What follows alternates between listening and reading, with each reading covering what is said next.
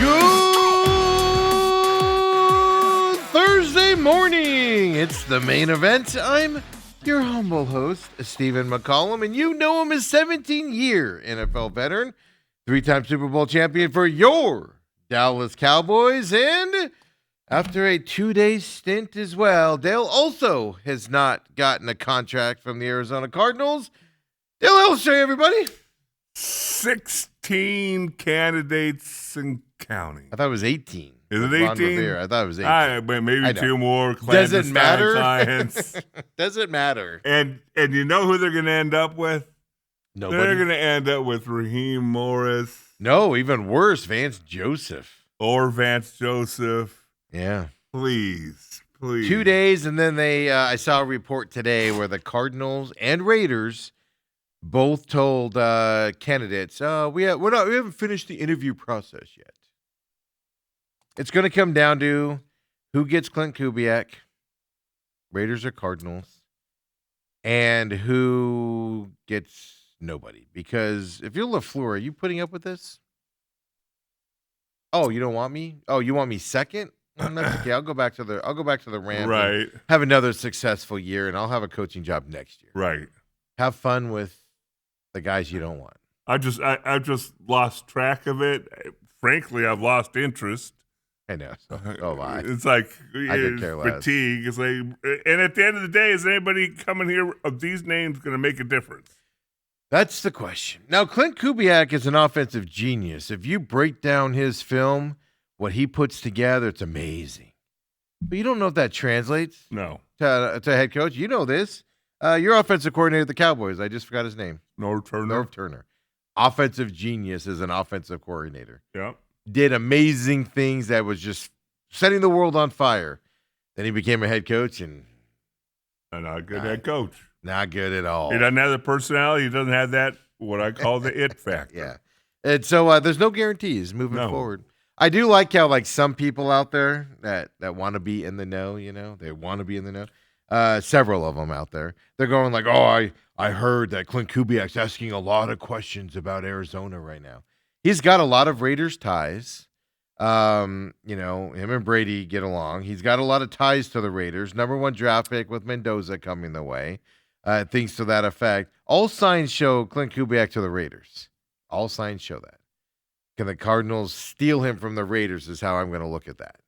But are you upsetting the other guy is the question. The other guy you're interested in. Yeah. But all these people are saying he's asking questions about the Cardinals. He's interested because he's asking questions. No. You go to the second interview no matter what. You always ask questions before you go. That's nothing new. Right. And people are interpreting that as, oh, he's interested in the Cardinals because he's asking questions. His questions could be, why do I want to go there? Yeah, you give me 3 reasons why I want to come there. He calls up somebody else and goes, tell me why I should even look at this. Well, the weather in the winter. You'll get fired after 2-3 years, and you'll get a 2-year contract. You'll get paid for 2 years while you go and set up for your second job someplace else with more success. It's so stupid. I've so lost interest in this whole process. Yes. The Cardinals have fumbled this, and I'm not kidding you guys. 1, they had no plan going into this, 0 plan. And then 2, I've lost complete interest because I don't even think they know what they want. I could see them, if Clint Kubiak went to him and said, I'll take the job, I could see them going, well, we got to go back to Mike LaFleur first. Talk to him for a little bit. It's just what are we doing? Right. They're the only one. Even the Browns had people jumping off of that ship and jumping into the water left and right out there. Even the Browns found somebody before the Cardinals did. And the Browns pissed off their defensive coordinator in the process, who I was reading was told he has the job. Once somebody backed out of it, he was pretty much told that the job's his. Oh, really? Okay. Internal. Schwartz? Jim Schwartz. And then they surprise move. Like everybody's shocked they went with Monken. Everybody's shocked by that. Well, and since ever since the time that I didn't watch a whole lot of Hard Knocks, but I remember watching some of the Browns when he was on the staff, and I just remember, Jim Schwartz. Yeah, and I just remember coming away going, he's a jerk. Yes. Yeah, he's a jerk. Yeah.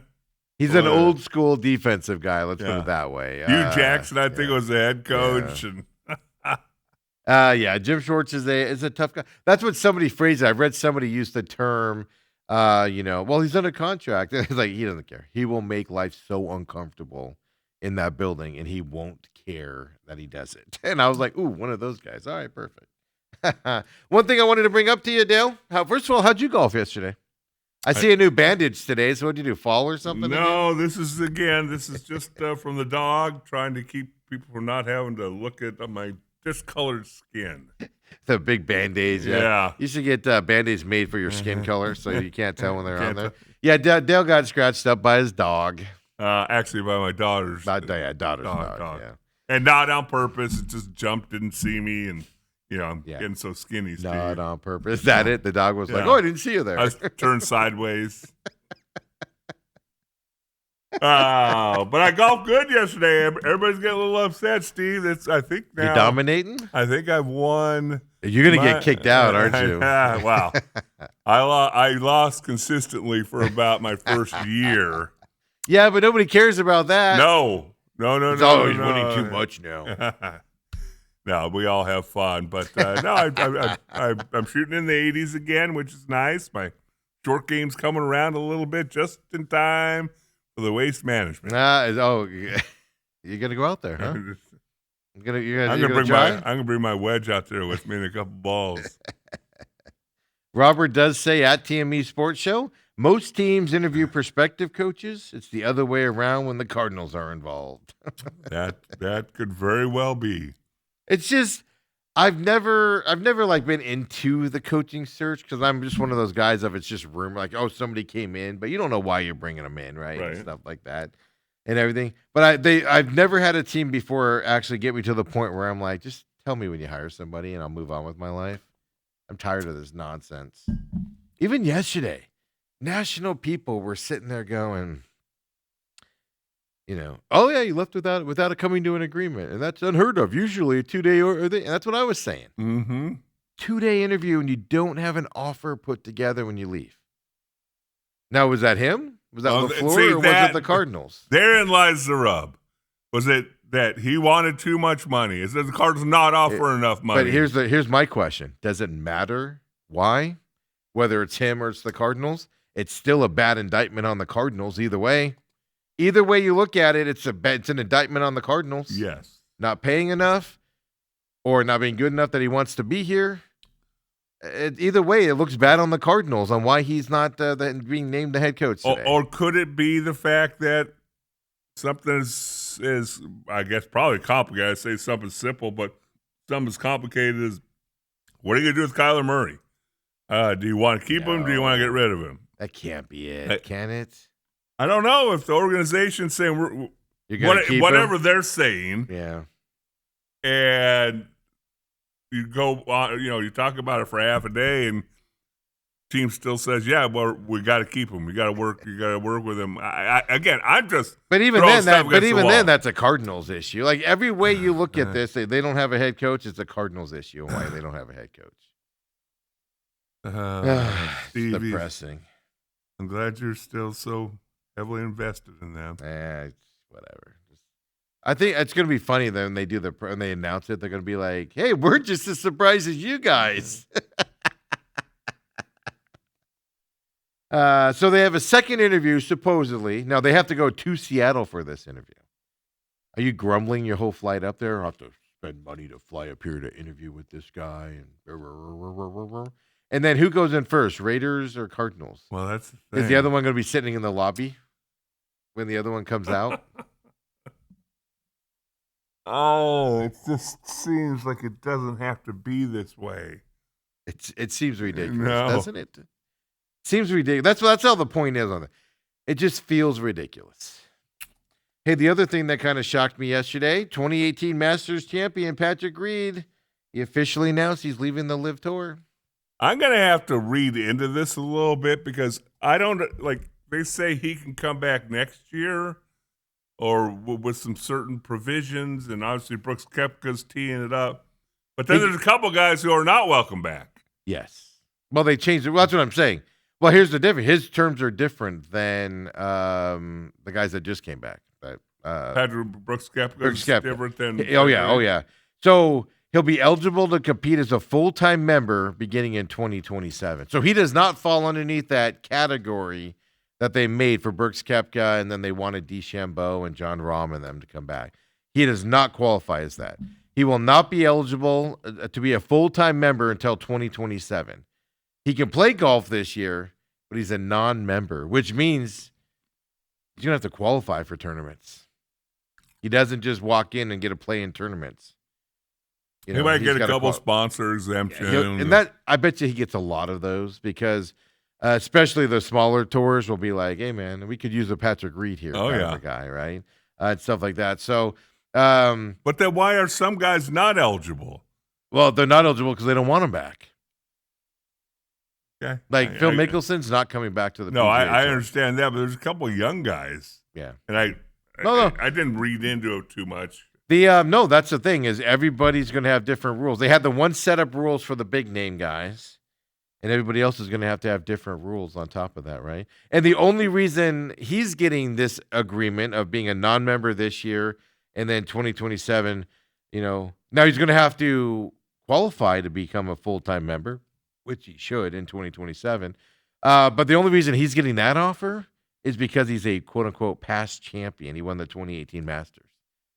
So if you have no wins under your belt on the LIV Tour, or, in the PGA Tour before you went to LIV, you're going to have different terms than this as well. So this just goes to show you, PGA Tour is punishing people for wanting to come back. And they need to. The one thing I have seen is some of the players are going, who's making these decisions? It's not the players. Players aren't involved in. No, it's got to be the commissioner, right? Which the PGA Tour, if you don't know, is run by the players. Technically, they have a guy that's in charge of it, but players have a lot of say in it and everything. Yeah, so So I found the terms interesting. Even when he made his announcements, I'll be able to start playing right away, and then later on, you saw the PGA Tour go, yeah, as a non-member.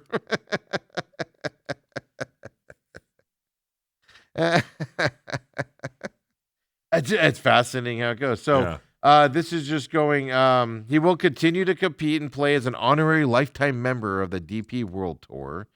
So he'll be able to play there as well and everything. So, and he said in his press conference, he goes, quote, as a traditionalist at heart, and I was born to play on the PGA Tour, which is where my story began with my wife, Justine. Then why'd you leave? For the money? Yeah, well, exactly. Well, you got to remember, too, like, people don't like him on the tour. No, he is not very popular. So I'm sure that reads into it He had that one Ryder Cup where he was Captain America and everybody just came behind him, and then he did some idiotic things, and he fell out of favor very quickly. So, by the way, the deadline for that returning member program is February 2nd. So there's still time for John Rahm, and they already said they're not going to because they're still under contract. Mm-hmm. Patrick Reed's contract was up. I brought that up after the Dubai tournament. And I go, he announced his contract was up with LIV, and I said, is that him begging the PGA for a chance to come back and everything? And apparently that's what that was. So, but he's not eligible for that program because he only won the Masters in that time frame and everything. So, good thing he won that, I guess. Yeah. He's currently 29th in the official World Golf rankings as well, because of his DP World Tour tournaments that he played in. Right. LIV Tours aren't counted toward those world rankings and stuff like that as well. So, so here's the other side. He's eligible to return to tour competition because I said the fall of this year is when he can come back as a non-member.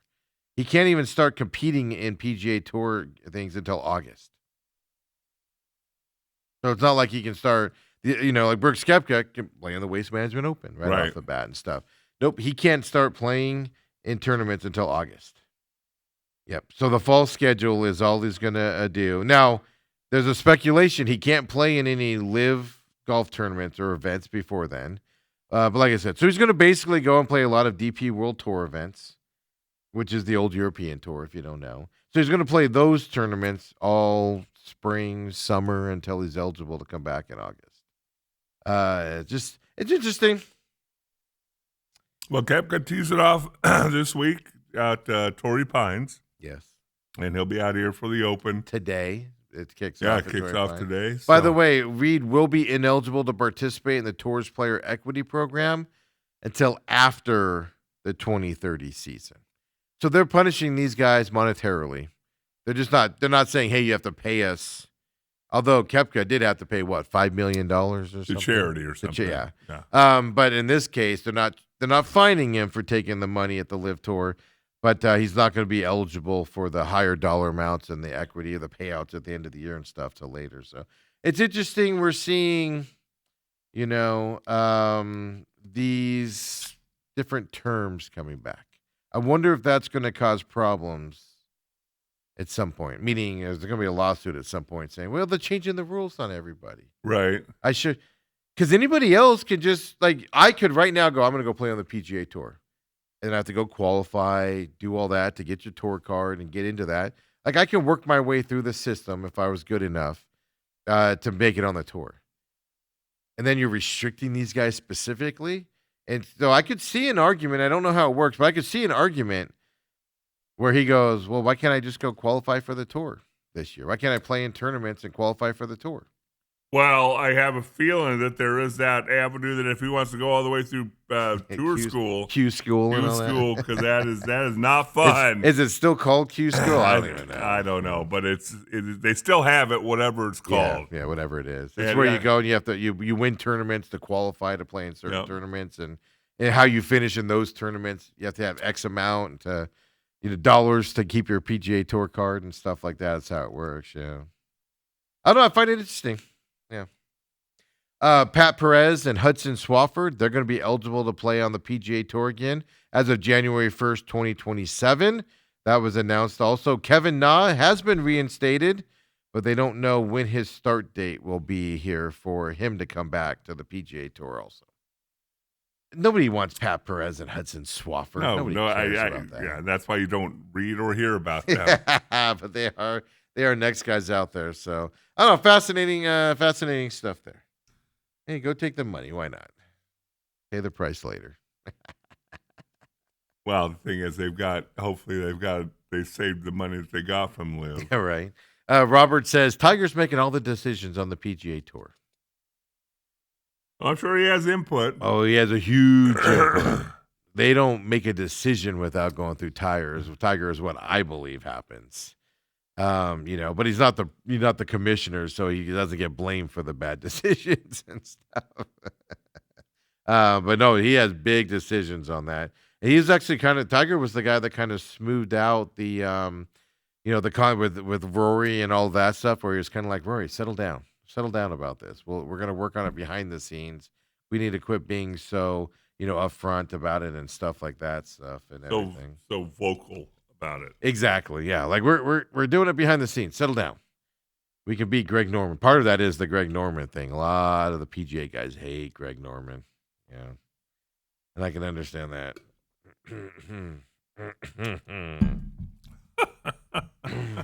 Not a good dude. I stopped wearing his shirt. I loved his shirts, man. I did used to love them. They're so comfortable, and I was like, got rid of them, and I was like, the guy's a jerk. I'm not going to support his shirts. The fallout continues on Bill Belichick and the Hall of Fame. We found out yesterday Eli Manning is not being elected to the Hall of Fame this year either. Is Eli Manning a Hall of Famer in your eyes, Dale? I think that he will eventually get in. I think he will eventually as well, but interesting. So here's the interesting thing. Is Mike Shanahan a Hall of Fame coach? I would have to say yes. He changed the sport. Won a couple of Super Bowls, of course, yep. But he actually changed the way the sport's played. If you don't know, Kyle Shanahan's dad, Denver Broncos, is where he won a couple Super Bowls and stuff, but a very successful coaching career. He's waiting to get in. He's not going to get in before Bill Belichick, and he's been on the ballot for a couple years now. You're pushing other guys back because of this horrendous decision that's happened here in this deal. But the Hall of Fame came out yesterday. I think Eli Manning's going to get in. It's just he's going to have to wait. I read a piece yesterday from a guy that did not vote for Bill Belichick, and I retweeted it out there. And he justified it by saying the three guys he voted for, well, if we don't vote for him now, they should be Hall of Famers. And if we don't vote for him now, they might not be back on the ballot again. So I voted for them because they should be Hall of Famers. I think that's the stupidest reasoning I've ever heard. Yes, the vote's weird. I get it and understand all that stuff. I was going to say a little bit of it is the structure of the way they get to vote. But why? Okay, and the guys he's advocating for are guys in the 70s and 80s. If they're not in the Hall of Fame by now, there's a reason. And I don't care who was on the ballot this year that you could have voted for. None of them are in the class of Bill Belichick. None of them. As the greatest of all time. At their positions or anything. Right. I guarantee you that. Nobody on that ballot is as great as Bill Belichick. Even Robert Kraft, I'll even put on there. You might have an argument there, but I'll even put Robert Kraft, isn't the best owner of all time for that kind of a situation. And just the way people are they're blaming the voting system. But then the Hall of Fame comes out and goes in this vague statement of we will punish people who break our bylaws. But they don't say what bylaws are being broken. And I saw a lot of people going, oh, they want to kick people out for not voting Belichick in. No! They were sending the message to the people that, one, are saying who they voted for because you're not supposed to do that till the votes are out and you know who's getting in, one. Right. But then, two, the other big bylaw that was just completely, when they go in that room and advocate for people for or against, that is supposed to remain quiet and nobody's ever supposed to know. Yeah. And obviously the news got out about Bill Polian. To the point where, did you see this? Bill Polian went on TV yesterday and read a prepared statement on how he voted. Well, he probably had to write it down because it seemed like every other interview he either did or he didn't, and he wasn't sure, and then the third time, okay. If you're, look, I get it, man. It sucks getting old, right? Your functions aren't there. You don't remember 2 minutes ago. But if you're that bad, why are you voting in the Hall of Fame? Or you're lying. He had to, and this is a prepared statement. He said, I learned from an audit of the votes that I did vote for Bill Belichick. What? You don't know who you voted for? And they had to do an audit for you to find out? The Hall of Fame is covering for Bill Polian at this point because it got out that he advocated against them. Well, what was striking to me, Steve, is the fact that you got Bill Cowher and Jimmy Johnson coming out and saying if they're punching for Spygate, we tried to do that before Bill Belichick. I know. That's my favorite part. All these coaches are saying how they try to cheat. Yeah. And they're in the Hall of Fame. The Spygate and everything is a cop out for not letting him in. It's just an excuse to not let him have in there. And yes, Bill Polian advocated that he shouldn't be in because of that stuff. Absolutely. Some people listen to him.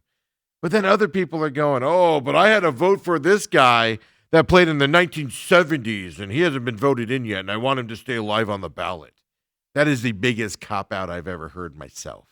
Well, vote for two of those guys, and then the best of all time to do it. And then they blame the voting system. Listen, sometimes it's just no-brainers that this is going to happen. Mm-hmm. And this is one of those situations. If the Hall of Fame wanted to take pressure off of the voters, they could have just said, we all agree Bill Belichick's in, right? Like, we all agree he's a Hall of Famer. So we're not even going to vote on it. We're just putting him in. And you could have absolved the stupidity that's happening right now. Well, see, that's where you get into some of the baseball stuff over the years I've read. Oh, I knew everybody else was going to vote for him, so he was safe, so I vote for somebody else. I voted for this guy because I want him to get in, and he never gets the votes. There's a reason they don't get the votes. If you have to vote for a guy from the 70s and 80s Hey. in 2026, Hey. nobody's voting for him, guy. What are you by being the hero? The problem that drives me nuts about media, Dale, it's baseball Hall of Fame as well, and football thing. You aren't the arbiter of what the public wants. You aren't all-knowing. you pompous a-holes. They have the keys, though, Steve. They shouldn't. They shouldn't. I'm not disagreeing with you. I shouldn't have a vote. Joe Schmo shouldn't have a vote. Joe Schmo at the Kansas City Star, that's the guy that said he voted for these 370s guys, or 70s guys and 80s guy, because I just got to keep them on the ballot.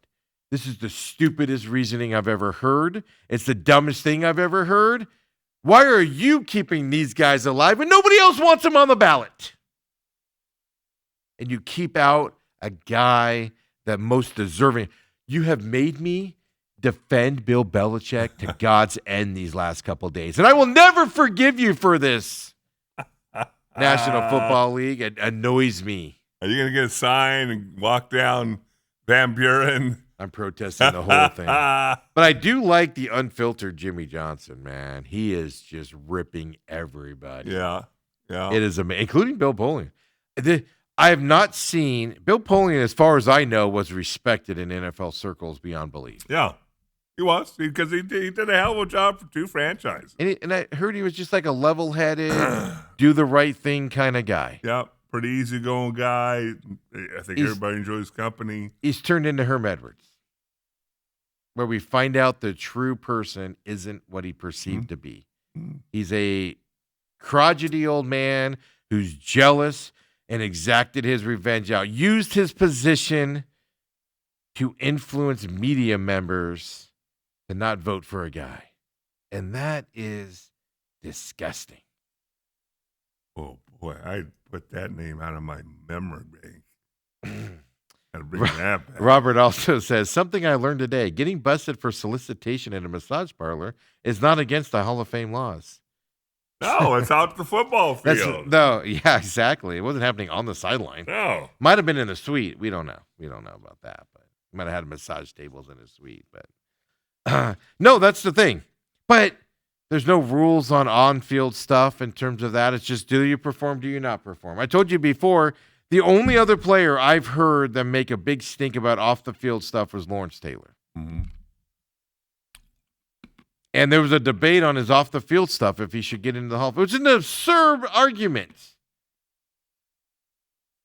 Absurd argument. If he wasn't arguably the top number 2, number 3 defensive player in the history of the National Football League, you wonder what that would have done to him. Well, it would have kept him out. Yeah, if he's just a Pro Bowler. And it's just, this is a terror. I don't care about your voting rights. I don't care about the media people that wanted to vote 70s guys in and keep them on the ballot. They're never getting in, dude. Old guy at the Kansas City Star. They're never getting in. And they're not going to correct it. They're going to say, oh, we can't correct it. Our 50-member voters. And we're going to kick you off the board because if you break our bylaws of putting out stuff that happens in here. They don't care that they look like giant friggin' idiots by not putting him in. They don't care how stupid they look on that front.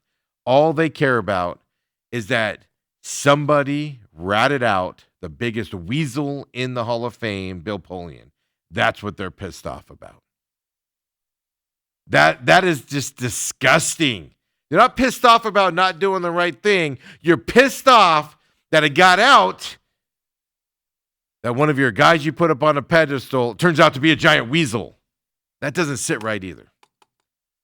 NFL, fix your stuff, man. This is ridiculous. And also, put Hellestrate in. Make this all right. Yeah, somebody vote for me. Put Hellestrate in. Yeah, Dale, if I had a vote, I'd vote for you every year. Just write it in. I'll just put Helly. But I do like the unfiltered Jimmy Johnson. That is fun to watch. That is hilarious. And even Bill Cowher, man. They're like, why are we in the Hall of Fame? Like, he should be in the Hall of Fame before us. Right. So anyway, what's wrong with your sport, Dale? You chose to play it all those years. Defend it. What's fascinating is all this is leaked information. Yeah. The final results have not been tallied, which will be next, I think, Saturday. They've been tallied, but they're not out there yet. Right. They have not been. Yeah. Well, I saw a big article. I saw a big article yesterday on who could be the leaker. I'll tell you. Okay. I'll tell you what it is. Somebody inside that room is so disgusted at what happened in there that they told either Bill Belichick or his girlfriend And it came from their camp. They put it out there because he's very pissed off at the NFL right now because he couldn't find another job. Right. That's how I'll put money on it. That's how it came out. Oh, you're going to keep me out? Okay. Oh, Bill Polian wants to say that about me? Okay. We'll put that out there. I'll ruin your narrative, Mr. Polian. That has to be what happened, right? I'm kind of rooting for that. I'm not going to lie to you. I'm kind of rooting for that theory. That'd be fantastic. Yeah, because half of me is of the thinking. Number one, I understand he has anger towards the NFL. Very angry, yeah. But a lot of that he brought on himself. I mean, he didn't make any friends. He didn't make any buddies. Yeah. He's a terrible interview, I imagine. Yeah, because he just say, "Hey, look at my rings." I'm sorry. Are you asking me how I'm going to run this franchise? You're going to ask me. Yeah. He's like, I'm sorry, what? Couldn't hear you with these rings in my ear. Yeah, no, I get that side of it. But, I mean, there's no doubt that somebody inside that room. That's why the Hall of Fame had to put out that thing about don't you dare break our bylaws or we'll kick you out. Right. It's because they know somebody in that room is behind this. And they picked up the phone and called Belichick and said, you're not going to believe what that slimy Bill Polian said about you. You're not going to believe this at all. And he went, who's that guy? That guy couldn't even beat me. Even when I wasn't cheating, that guy couldn't beat me. With the best quarterback of all time. Yeah, cheating or not cheating. I love it. I love the backstabbing. So I just hope someday we find out that Belichick goes, I heard what he said about me. So I talk about it. And I'm on to Cincinnati. It's a beautiful thing from that side. Dylan Brooks' technical foul was rescinded from that Brooklyn Nets game. That's 3 rescinded technical fouls on Dylan Brooks this year. Everybody, the other people that have them have 1, and there's like 5 other people that have them. Well, it gives a little more leeway to play like Dylan. The NBA has. How do you not look at this and not go, we need to fix this? See, that's another thing. So we're talking about all these things that we don't really understand. You know, I heard people talking about he should be an all-star. Without Charles Barkley leading that. Okay, should be an all-star, but now there's this. Okay, if you're from the world instead of the United States, there's a category. And it's world versus the U.S. players. Yeah, it's like because he's Canadian, right? Is he? He's Canadian, right? He's from Canada. And so I don't know why I just double thought that. And so it's like it's confusing to me because how many people are getting chosen for this all-star team? The same amount, however many that is, 12 or whatever. 12 for each team? Whatever it is, yeah. Whatever the normal. I never paid attention. But then they're going to split them up somehow to. Yeah, world and, yeah. So everybody but the U.S. So the draft is gone.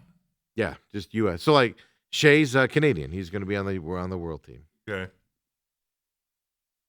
Well, you vote the starters in, and then you rotate them around, and then you fill in after. I know. I don't understand either. I'm not going to watch it, so why do I care? But I'll watch the highlights when it's 172 to 169 final score and everything. But it just Charles Barkley's leading that, by the way. If there's not a thing that says to the NBA, well, we might have a problem here. 3 rescinded technical fouls this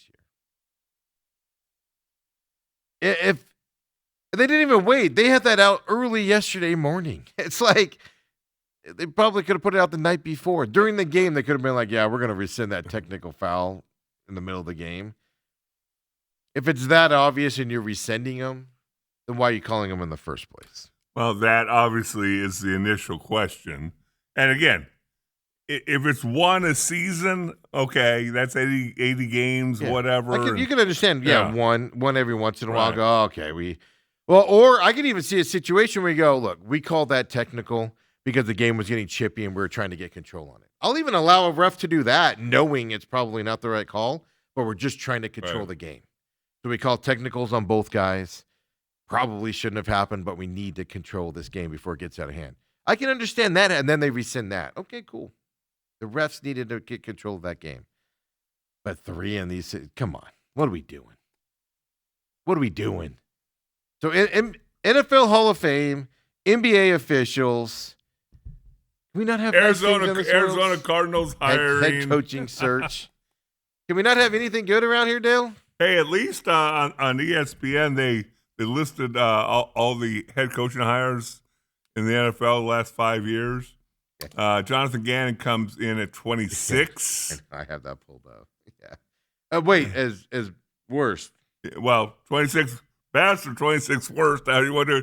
The only coaches listed behind him: Gerard Mayo, 1 year; Brian Callahan, Aaron Glenn with the Raiders. Brian Callahan was with Tennessee. Oh, Callahan, Tennessee. Yeah. You're right. Yeah. That's the son. I was thinking the dad. Yeah, Aaron Glenn, 1 season in New York, and he's still there. Aaron Glenn's still there, folks.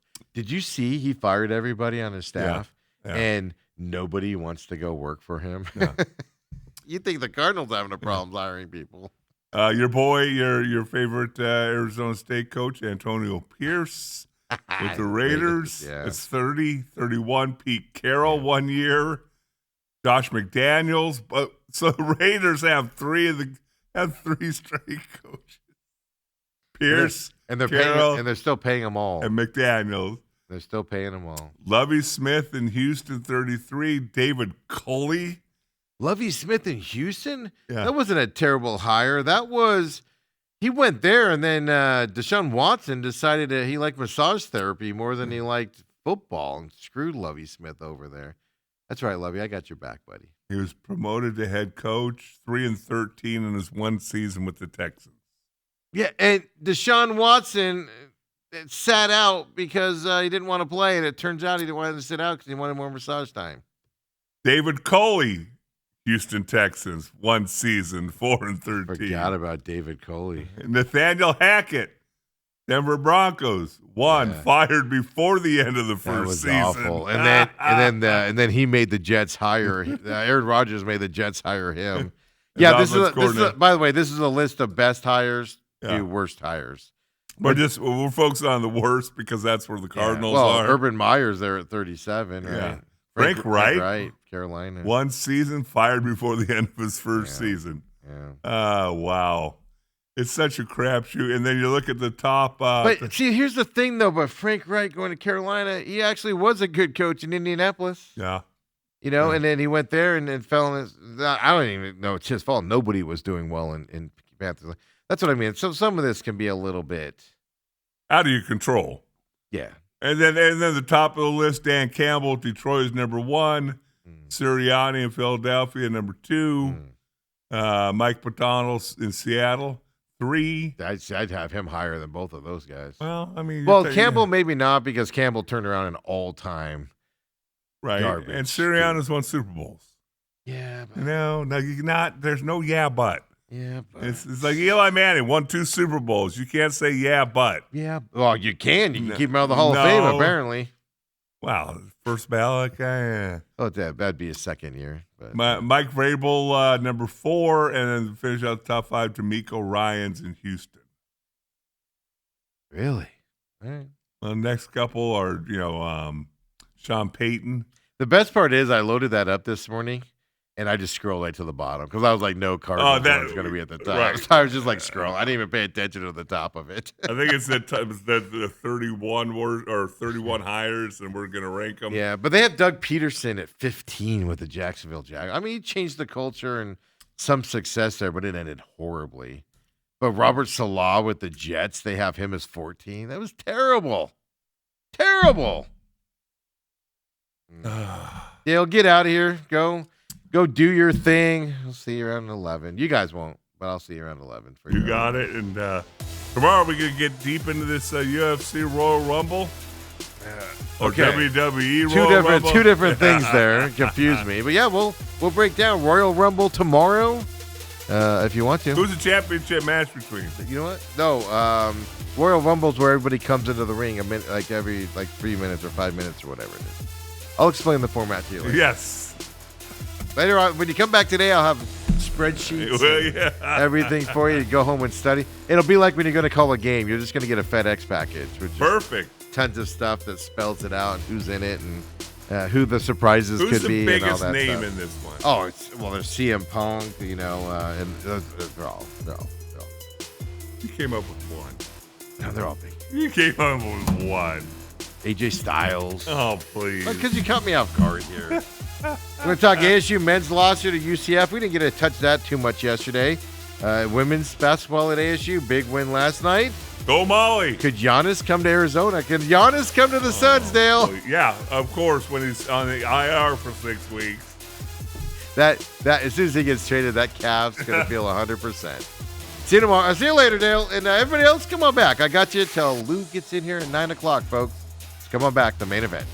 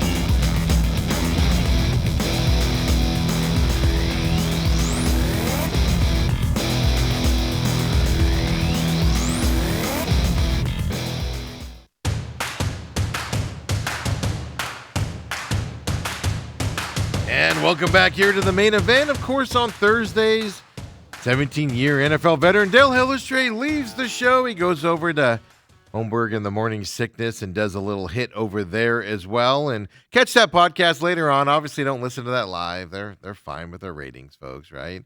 But, of course, Uncle Lou's coming up here at the top of the hour. Big UFC fight last week. UFC this week as well coming our way, I think, from Australia. But it is normal time, 7 p.m. main cards here. They do it to where they see the fights early morning over there, as long as we get it at the regular time. Of course, getting ready for the Super Bowl. It's a little early, I think, for prop picks, but we'll ask if some numbers are out on that or if there's doesn't come out till next week in terms of the NFL side of things. So coming up here at 9 o'clock. But before we get to that, I wanted to bring up just a couple quick things out there. The other day, I touched on it yesterday at the end of the show after, of course, Coach Mike Sheehan joined us and everything. Just the ASU men's basketball program, the more I think about it going into this Arizona game coming up this weekend and up here in Tempe at the bank on Saturday. And, with UCF, it's just, I was lamenting yesterday, and there's a reason why, and we're gonna talk about the women's side of the ASU program here in just a second.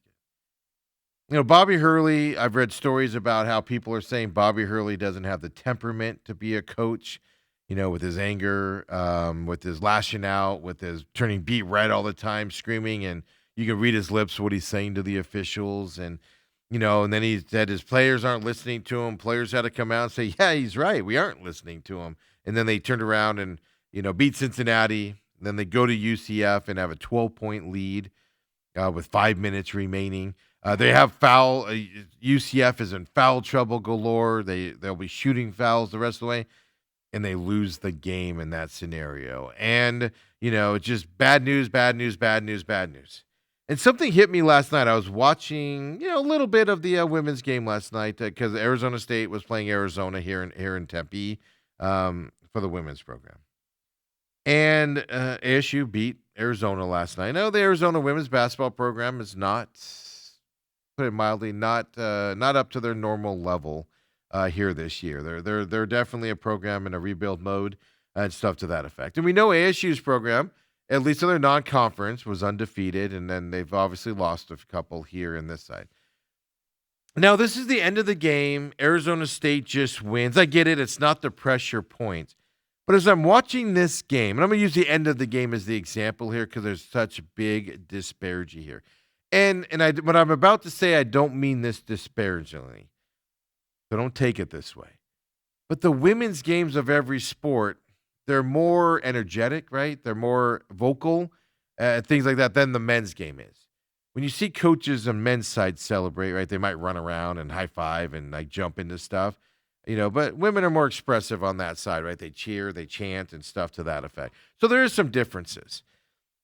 But look at the stark difference. Just think in your mind right now, close your eyes. Not if you're driving. Well, first of all, hopefully you're listening and not watching us if you're driving. Second of all, just think for a second of Bobby Hurley and how he acts on that sideline after a win, during a win, or whatever. And then watch this. Last night, Arizona State's program beats U of A. Molly Miller, of course, the head coach of the women's program. Just look at her. First of all, this jacket is fire. Fire jacket that she's wearing. Second of all, just look at her reaction with the crowd, her excitement level, what she's doing out there, and just compare and contrast what you know about the men's program. Here is the end of the game last night with the Arizona State program. Going to concede. Arizona State, for the first time since 2022, and the first time in the Molly Miller era. Just look at her. She's in the white jacket in the top. I don't think I've seen that much aggressive excitement from her. I love it. Look at her interaction with the other team. Huge win for the Sun Devils. Like we talked about, everybody cares about this game if you live in Arizona. And I think everybody that was a part of that for the first time cares about this game for the rest of their lives. Good for that Sun kid. Devils with their first win over Arizona since February 11th, 2022. You see what it means to her as that final buzzer sounds. Listen to this crowd. This means a lot to a lot of people, and this says it all. It really does. That's fire. I love that thing. Molly Miller has got to be one of the hardest working coaches in the country. This is our house right there. And look at this really excitement team level. Prepared, ready for the pressure Look at how everybody's responding to this.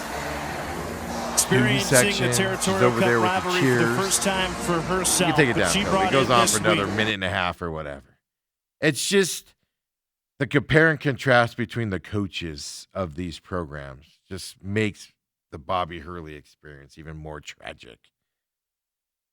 Sitting there and watching through that as well. So just wanted to make that point. Painfully obvious. We need more of a Molly Miller on the men's program than we do what we have right now to grow that program and everything. Lou looks like he's going to explode over here with my comments. We got Lou coming up. Here's the deal. With Lou. We have a UFC fight last week. First fight under the Paramount era. And I'm going to set this up here as we go to Lou here in just a minute here. I'll set this up. We'll go to break and we'll bring Lou on and he can comment how he wants to. We had a fight pulled because of irregular betting beforehand. We have guys missing weight beforehand and then going in and then beating their opponent badly in that fight. Now they have an extension in the UFC. I know Lou's thoughts on that because he put those out on Twitter. We have eye pokes galore to the point where Rose has to have major surgery, and now she's got to put a drain in her eyeball because of her eye is so messed up from the eye pokes from her fight.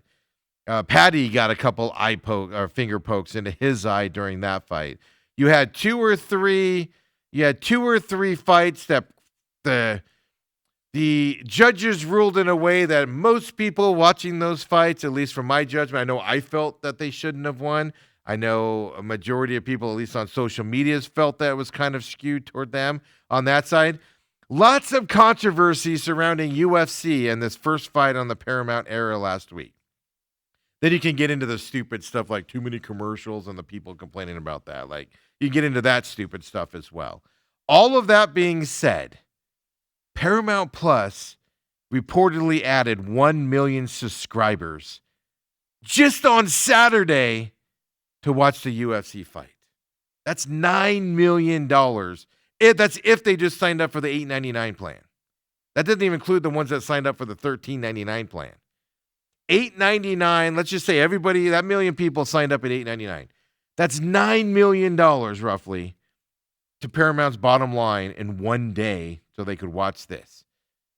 Then on top of it, all that controversy, quote unquote, and everything, they had an average minute audience of 4.6 million people. That means every minute, the average was 4.6 million people were watching. Peak concurrent viewers hit $5.93 million as well in this fight. And this fight was delayed for a little bit because guys were out, so they like the first main fight was supposed to be at 7:15 and ended up being like 7:28 or something and pushing stuff around and stuff to that effect. All of the controversy abound, and Paramount still gets all of those numbers out there. As much as the controversy is, here's my question that's going to be presented to Lou here coming up here in just a moment when we come back. All of the controversy, is this sport going the rate of they don't care what happens in the ring because people are going to watch? Because there's a lot of controversy. They got to figure out this eye poke thing. It is ridiculous. I've gotten to the point where I can't handle it anymore. It's stupid. Make them wear mitts or something to keep those fingers out of eyeballs because it affects it.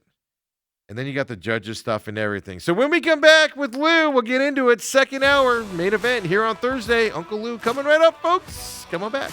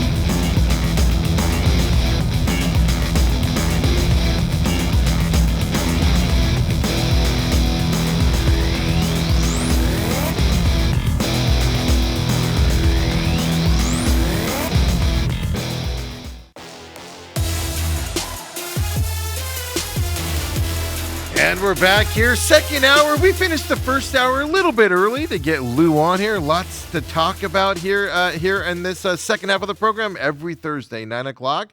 You can also see him on VSiN, several programs as a contributor there. Gamblu.com. Folks, you want to follow him on Twitter, @Gamblu, because he posts stuff on there for fight night. And even if you don't gamble, it's going to allow you. Like I was at a party on Saturday night, Lou, and you posted something out there. I didn't act on it wager wise because I already had my own bets on there, similar to that. But I was able to tell everybody at the party and go, "Hey, here's what I think," and boom, it happened.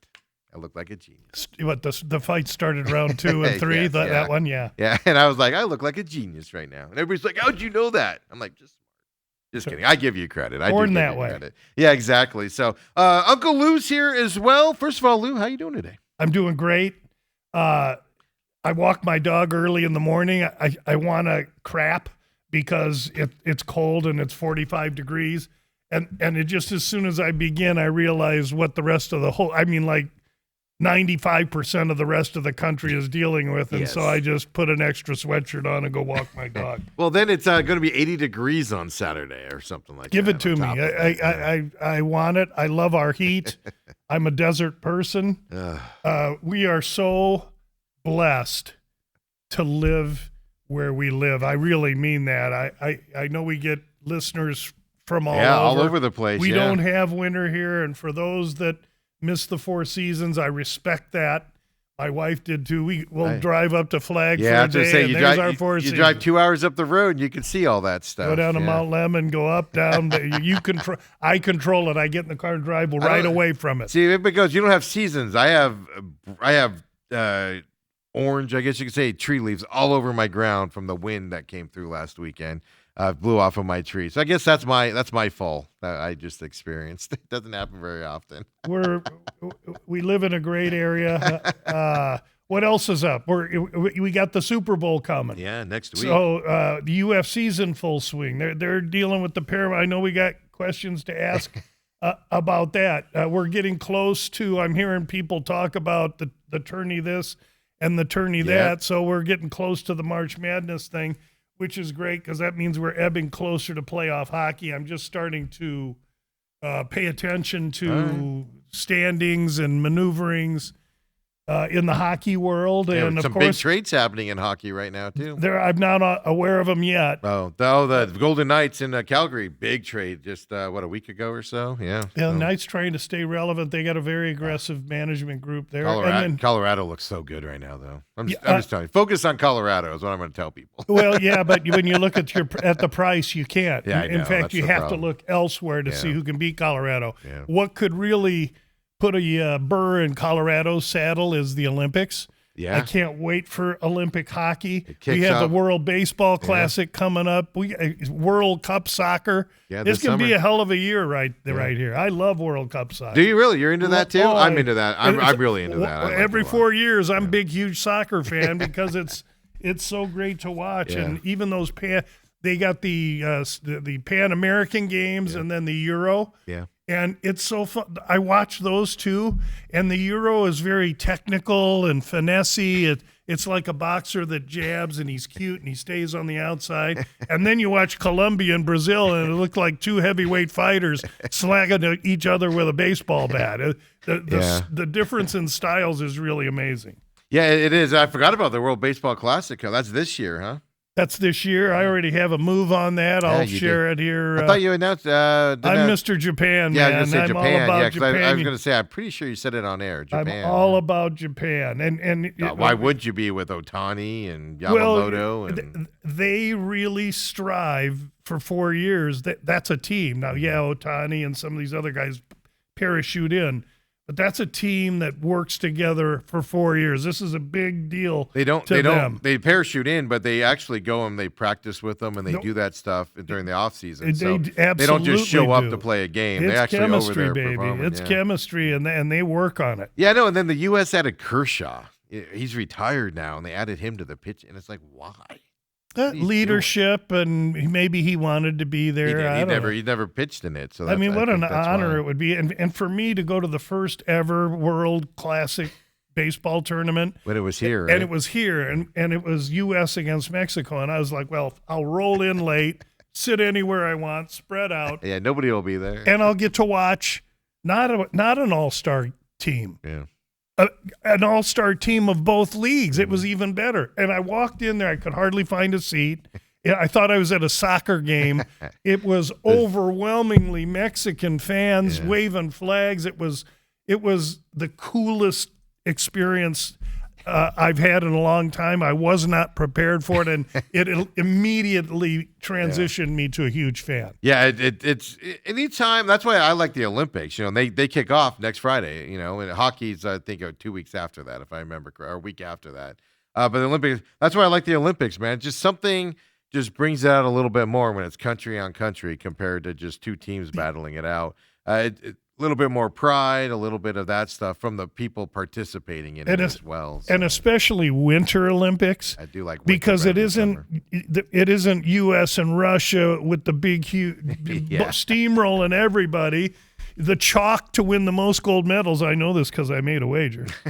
The chalk to win the most gold medals in the Winter Olympics. You'd never guess. So that tells me it's a smaller country. It's Norway. Norway. Okay. Figure that. Sense. Well, because they'll win all those ones that you've never heard of. They bury in cross country skiing, and then what's the cross country one where they stop and just shoot for no reason, and then they cross country again. But I did take a flyer. United States plus 450, the third favorite. I got Germany at 450. They're down to 4, only because I know the Germans cheat, and I know they really want to win.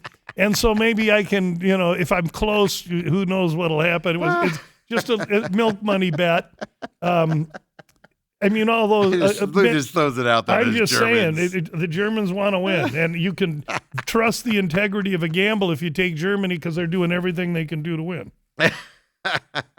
So with that being said, tell everybody where they can find you. Big fight this weekend in Australia. Which means we will get listeners if history precedes itself here. We'll get listeners from that part of the world and that southern Asian part of the world as Oceania. well. Oceania is what it's called. Yes, sir. So they're going, stupid, dumb American. Yeah, sometimes I am, folks, right? But welcome anyway. But tell everybody where they can find you, how you've changed things this year, where they should look you up there to see all your information and everything. As we go into this Volkanovski Lopez fight this weekend, tell them all the info. I'm a sports handicapper, and I was doing it when I was in high school. I had an older cousin that was a mentor to me, and many would say that's not a mentor, Uncle Lou. It was then. He took you to the shady side of drugs or gambling. Those were my options. Well, we were always Italians in Omaha, and there's a large Sicilian community in Omaha. That we had the barber shops. It was always kind of around. My dad never gambled. My dad hates gambling, or hated. Rest in peace, my pops. He would always say, "Hey, they keep building these nice big hotels for a reason, you big dummy. So just keep your day job." Anyway, I've been a sports gambler so long that I remember when I walked around like Pigpen on the Charlie Brown cartoon. The guy that had the plume of stink around him, because it would be, he gambles. It was nothing that you could be proud of. Then 7-8 years ago, PASPA shows up, changes the laws. 10 years ago, literally, you could bet on the Super Bowl legally in Nevada. Now 39 states have it. It's really come a long way. And now I get to be perceived as legit, which is great. People want to talk to me. I'm privileged enough to be on the VSiN network since their inception, talking about the sports I work. So I'm a sports handicapper. I've been doing it a long time. I am strong-minded with my opinions, and I encourage people to accept them or reject them and even debate me with them, provided it's done in a respectful manner. I know I'm not always right. In fact, when I have a great year and hit NFL this year, maybe 55%, that means 45% of the time I'm wrong. So I've been wrong before. So where to get to me is my webpage, gamblu.com.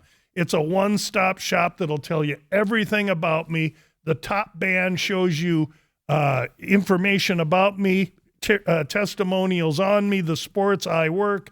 Kobe's good enough to be flashing in red those bands up there. And the most important band is the San Xavier Del Bach mission that every week here Steve lets me mention. It's the oldest mission in the United States. It's located here in Arizona, just south of Tucson. The San Xavier Del Bach mission. They're doing great work in the community. There's a tab there that you can hit and access the webpage for the mission. I encourage people to consider contributing if you have the ability to do so. But we do so regularly. It means so much to us. And that's really who I am and what I am. I am in a world of ESPNs and DraftKings and FanDuels. I'm just a little voice that is independent and strong. I have strong opinions. I'm independent. And I'm not afraid to give the fist when something is haywire. And we'll talk about some of that as we go on. And thank you so much, Steve. But don't forget, also, the reason why you're following you on Twitter this year is you'll post all your stuff that used to be behind the paywall the last couple years is now you're putting out there. And then the Sneak Teep podcast for this week is out. Yep. And then Bout Business is free again starting thanks this year for as well. circling back. So, I do 2 podcasts. The Sneak Teep every Sunday, Monday comes out, is a assessment of the opening lines, where the lines are a week ahead of the fights and where I think they may go. I always try and hide a hidden gem in there as well. And then the Bout Business podcast drops after weigh-ins each Friday. The weigh-ins are tonight at 8 p.m. our time, Mountain Time.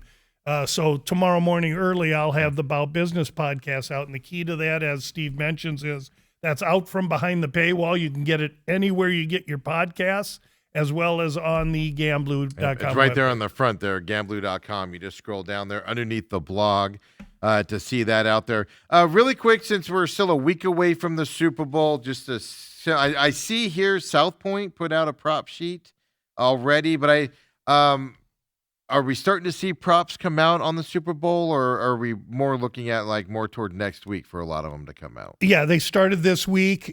Last night was the reveal for the Westgate. They've traditionally been the leader in the props market, and the reveal means they open up their props and they allow people stand in line. Yeah. They've got their notes written, and it's mostly wise guys trying to get in and bet. And I'll tell you, I don't really want to work this hard for the Super Bowl, so I don't get involved. But what they're doing is they're cherry picking players, items, situations, spots. And for the most part, what they're doing is they're betting overs. They're betting over. And why would they do that? Because most everybody bets overs. To get in, Steve McCollum rushes for 39 yards in the Super Bowl. They hit that. It goes up to 40, 41. And then what happens is in the next 2 weeks, that goes from 41 to 48.5. And then they'll come back and play under. They got over 39, under 48.5, and they play a lot of arbitrage, and you can make a lot of money doing it. I choose not to spend my time that way. I got fights going on and other things that I do, but what I will do is wait until prior to Super Bowl next week when we talk, Steve. I'll have some unders that I'll want to bring to everybody's attention, because I'll say, look at this one. Joe Blow opened at 10. Now he's at 20. We're taking the under. We'll just fade all the movement. The movement on that side. Okay, bro, I wanted to ask you about that, because I know traditionally, I was trying to remember, I was like, I think we wait till Super Bowl week to talk a lot of those props, but that would be I have some. DraftKings has a bunch out here. We could talk about them if you want. It's too early, really, for me. What I will say. Oh, no, we'll go into next week when you have more thoughts on it, but to let everybody know, they are out there. If you are somebody that wants to get on them early, they're starting to pop this week. But like you said, a lot of these numbers move heavily over the next week, and then that's where it gives you the opportunity to counteract that and go against. You'll get guys that go up there and bet a couple thousand, max bet on the same thing twice to get it to move, and they'll see the thing continue to move, and they'll come back heavy on the under. It's called a head fake. It happens all the time. You got to know what you're watching out for. The art of gambling there. So we'll talk more about that specifics next week. I know you like to bet coin toss. That's your thing. I have fun in the Super Bowl. Yeah. Our season's over. I think I have my results somewhere. I don't have them here. We won maybe 6.5 units in the NFL this year that represented a 13 or 14% ROI, and I'm so proud of that, because I'll put that up against any handicapper in the country, because very, very few can beat NFL sides and totals. So I was happy with that result, especially since those bets are 10 times the size of a hockey bet or a College World Series bet or a UFC bet. And so to be able to bank the big bets means the bottom line is proper. I think they opened 4-point favorites. Seattle did. I know it's 4.5 as of yesterday. I haven't looked it back up there. Just your random thought there on Seattle being 4.5 point favorites. Yeah, opened 3.5, went to 5 immediately. It's settled down to 4.5. You're getting a lot of bets on Seattle right now. Public will be on Seattle. We'll wait and see if wise guys come on The Patriots are not.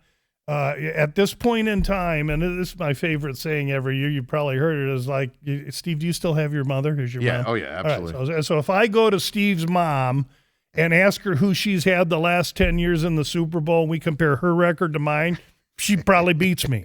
This is a public game. Yeah. This is New Year's Eve. This is St. Patrick's Day.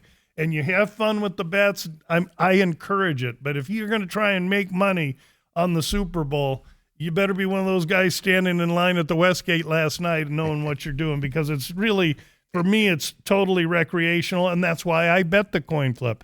I've been betting tails for better than 40 years every year, and the last few years it's worked good for me. Will it work good for me this year? I got a 50% chance that it will. Exactly. That's what I know. I bet the final score will be odd. That's probably, I've only been doing that 30, 40 years maybe. But wait, final score will be on? The total will be odd. Together? Add them together, that's an odd number. So you see, I'm just throwing a couple of I'm throwing a couple lures in the water to see if I catch a fish. I don't do Gatorade. I don't do the length of the national anthem because already that's gone up 3 or 4 seconds. And you know, if I wanted to, as soon as it opened, you take the over. And but again, I'm not really worried about working that hard. Here's what I will say. There is a sentiment, a dialogue out there about Sam Darnold not being able to do this and not being able to do that.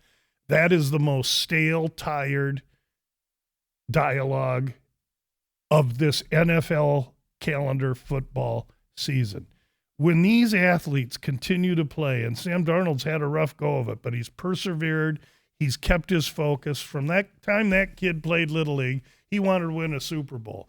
And what the populace doesn't understand is winning is a process, and the closer you get, the hungrier you get. It isn't the closer you get and you have a terrible game, you curl up and go home and cry to your mommy and quit. These guys don't know how to do that, especially Darnold. Darnold, I've been saying this for weeks here on this show, he's kicking the door in on winning the Super Bowl, and I'm all over Seattle. Take them now, take them tomorrow, take them when you want, but take Seattle. I believe Seattle's got the defense. I've done my DVOA already, and we'll spot it a little bit. I think interesting enough, most of the public agrees with that, which is what I find interesting. And I don't care. Usually, week 6, I'm dodging the public. That's what I'm saying. Super Bowl, I don't care. Yeah. If your mom and my mom agree with me, I don't get nervous. Any other week, I would.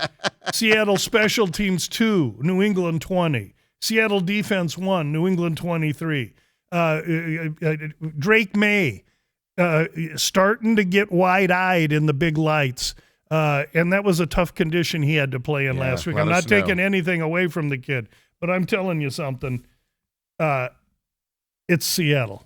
Well, so I made this observation on Monday, and it's gotten worse since then. A lot of the national people, a lot of that stuff have just been hyping up.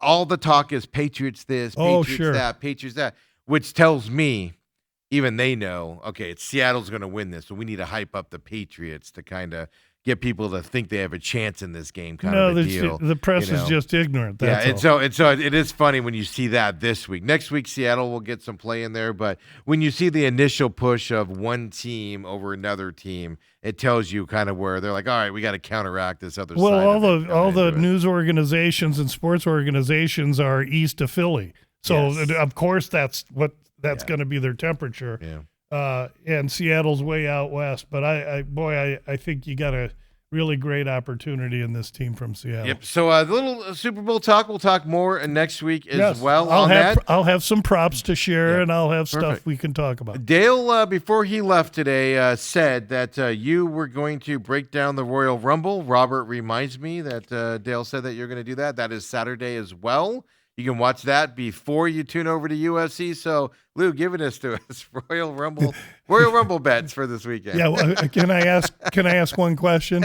What is the Royal Rumble? It's WWE stuff. Oh, that's right. From Saudi Arabia. Yeah. You remember Luke and Laura from General Hospital? That's what Royal Rumble is. It's a soap opera. I know. And you know what the UFC's getting to be? The Royal Rumble. Yeah, well, that's what I set up here. That's what I set up here coming into this segment. You Yes, obviously sir. heard it there. It's just, like I said, you can do stupid stuff, right, with the commercials. That was a big topic of conversation in the press conference. Listen, just I know. like Dana said, they got to make some money somehow. Screw these kids. Don't want to. Well, people were like, "Well, I like to see the walkouts." Well, to me, I'm like getting pizza and a drink while the walkouts are happening. But I understand some people like that stuff, and everything. So you get into that stupid stuff in terms of controversy after the first Paramount. But we'll get into the decisions here because I do have a couple of questions on that here as we look back at last week here. But my main overarching thing here is just these eye pokes, man, with these fingers. I don't think any of them were intentional this weekend, but they're doing serious damage, and it's affecting these fights on that. I don't even know at this point if taking a point away is going to matter because it changes the fight so much. Don't you have to change something with the gloves or something to stop these from happening? No, you have to quit teetering as to whether it's a poke or not. Gaethje's poke to Pimlet. The first one was a poke. The second one was a fist where the thumb hit the side of the eye. That was not a poke. Yeah, Patty moved and the thumb hit him in the eye. It hit him in the knuckle hit him in the. I get it. The Rose deal was terrible on many levels because she got eye poked as well. She won the fight, but they didn't award her the decision. I had Silva. That's issue number 2. I had the, and I've had so many of those go against me. It infuriates you. But this one went for me. I'm not going to apologize. But eye pokes, yes, it automatic lose the round by 2 points, and they'll clench their fists. We've talked about this before. It's strategic to be able to poke your opponent in the eye if there's going to be no repercussion to you. Why wouldn't you do it? And they're going to continue to do it. Did you think these were intentional eye None pokes, of them. though? I didn't think so either. I think it was just in the – and that was my point. No, they paw. Yeah. They paw, but I'm telling you what. Some of the other ones are intentional. You want to see – you got their attention with 100 Gs for the knockout of the night, and they want that 100 Gs. You know what? You take 2 points from them in a round, and they'll keep those fists tight. You got to really increase the severity of the penalty, not only for the eye pokes, but for missing weight.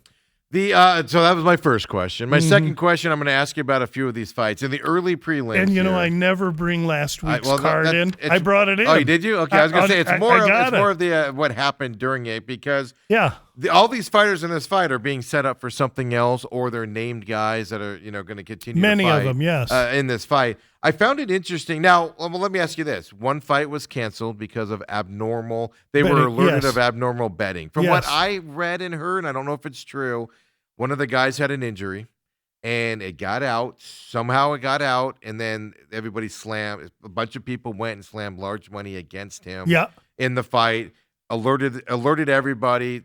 Well, somebody got to Dana, so they just pulled the fight. Books. The first book that noticed it was Tom Gable's book up in Jersey, in Atlantic City. He's on the VSiN program. Dave Ross, the host of the VSiN First Strike, and myself were all texting. He says, we pulled this down because a bunch of money came in on Michael Johnson against Alexander in Hernandez. Atlantic City, because I would have thought Vegas would have been the one that would have been the first to do some gambling. Well, yeah. Just because the fights were there, but I mean, it makes sense. They weren't the one that discovered it. Yeah. Tom Gable discovered it. He says, we're taking it down because we've just seen this guy go from, minus 190 down. Now he's down to, minus 105 kind of thing. Something smelly going on over there. And it moved quick. It moved quick. I even said the day of the weigh-ins, hey, something smelly going on in one of these fights here. And everybody's like, which fight? I'm like, hey, do your own work, man. I'm all over it. Anyway, what happened was Hernandez had some form of issue where they thought he might not be able to compete. And so a day or two ahead of time, they approached the UFC that this could be iffy. And then something happened. What does that tell you? Mm-hmm.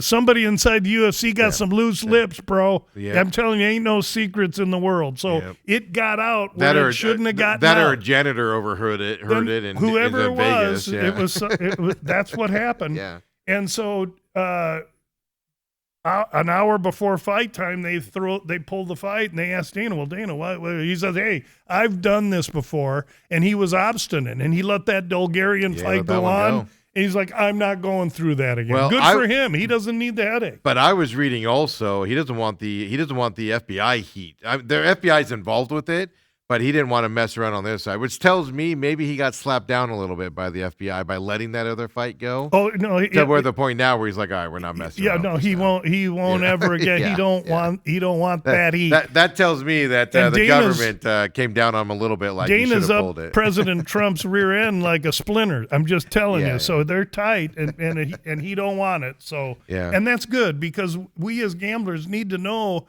about, that our sport has integrity, and so. Who always catches it?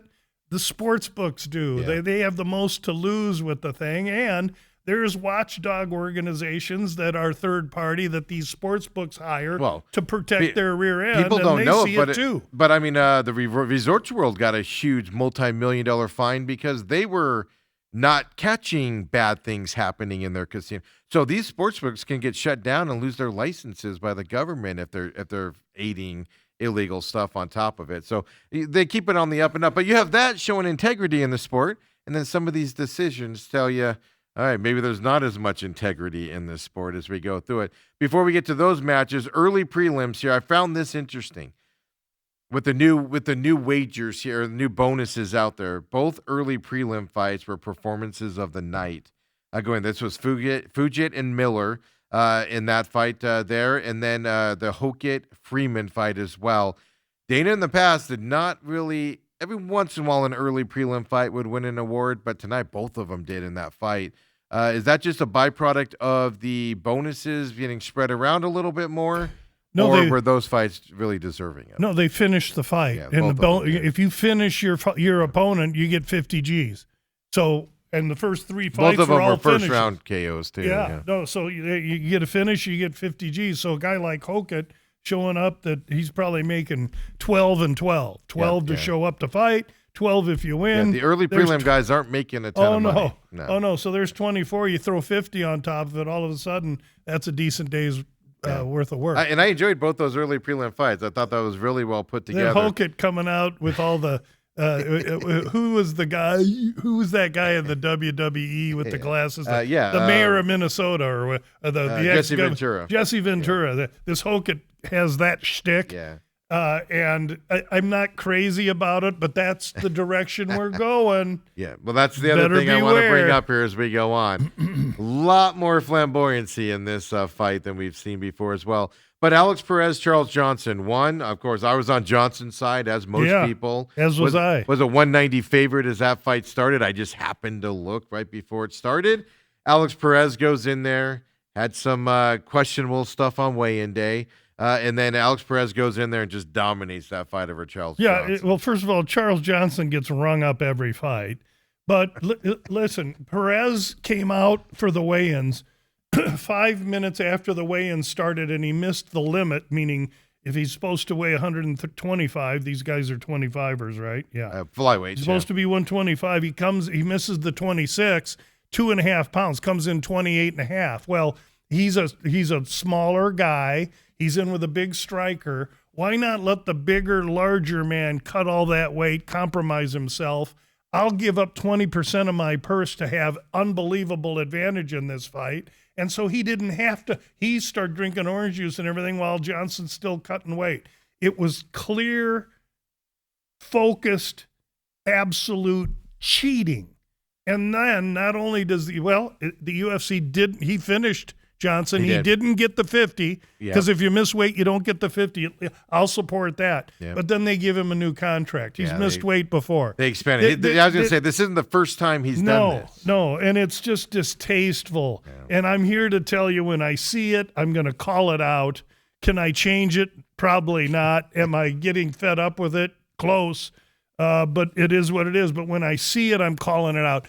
Perez cheated to get that other contract. And look, it worked well for him. Why won't others do that? That's what I was just if that's going to be the result. If you're on your last fight of the deal, you're not sure you're going to get re-signed. You got a tough go out fight, and do it. and if you're a wrestler like him against a big striker, boy, that not cutting that extra weight gives you energy, gives you ability to take down. If you're a striker and you do it, it's the same thing. I've got the 2.5 extra pounds. The wrestler cut all that weight. He's weak, had to recover. It's going to help me defend the takedown better. So it doesn't matter. Anyone can cheat. Many do. And when they do, I'm calling it out. Now, if Perez would have come out, 5 minutes before weigh-ins ended and missed the weight, that's a little different thing right there. I'm not going to be so vocal. Because he might be trying to cut it and he just more can't than get it likely off, he's right? trying, or he's just back there waiting and making it look good. None of them are smart enough to do that yet. Well, that's the controversy side of that. But the other side of it, I was thinking before I saw your tweet and some other stuff, was I made a mental note and I was like, all right, those are fights that I'm not going to pay attention to for gambling purposes and stuff like that. If guys are going to be so blatant about missing weight, because they're missing weight for a reason.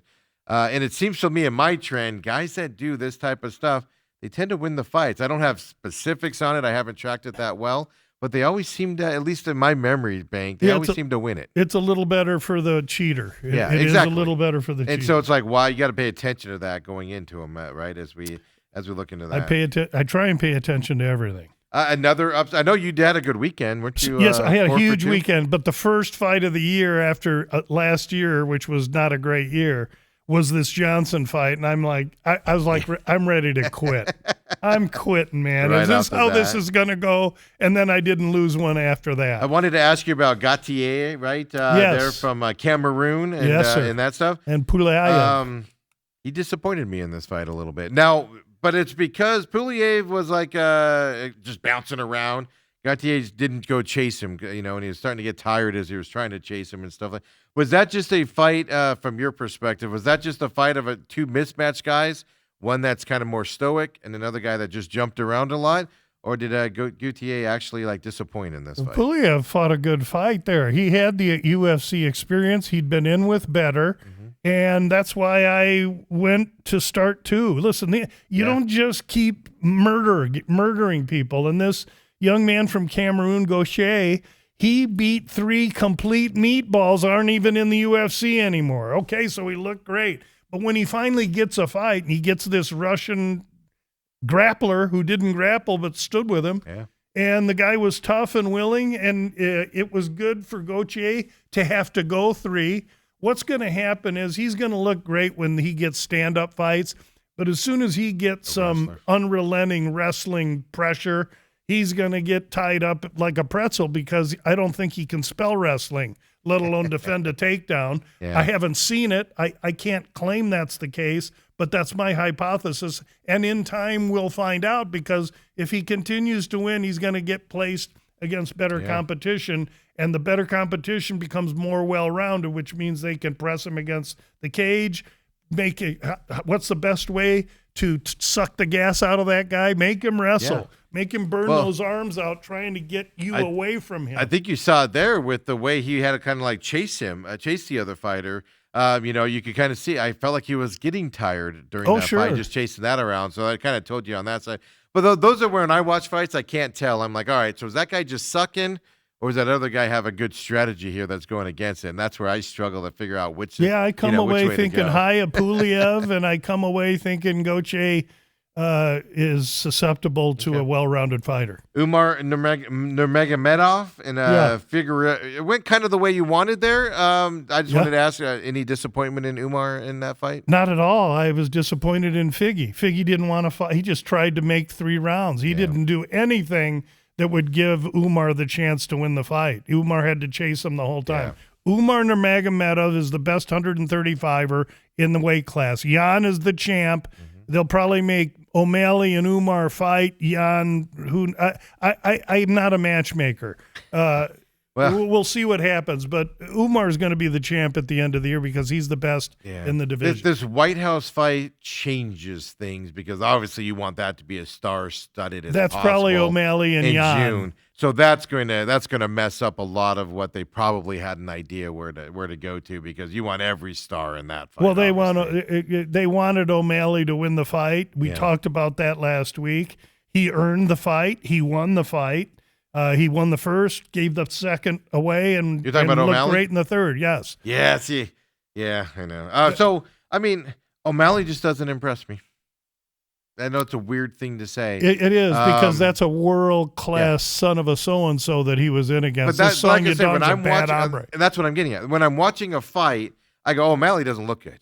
But I also don't know how good Song Yadong is. He's a beast. Right? And how he struggled against him. Not too many and got guys the were win. beating him that night, Steve. Yeah. I'm Well, telling you. He fought well. You could see it. And that's where I'm like, all right, well, O'Malley's supposed to be this like big, huge champion. I know he lost the 2, against the wrestler, and you're just sitting there like, what's the difference? But that's where I still struggle when I watch these things, right? Derek Lewis, 43-year-old man. We knew he was going to run out of gas, but he didn't even show up with juice, he's out of juice. The kid, he couldn't catch up with the young kid. He gave up.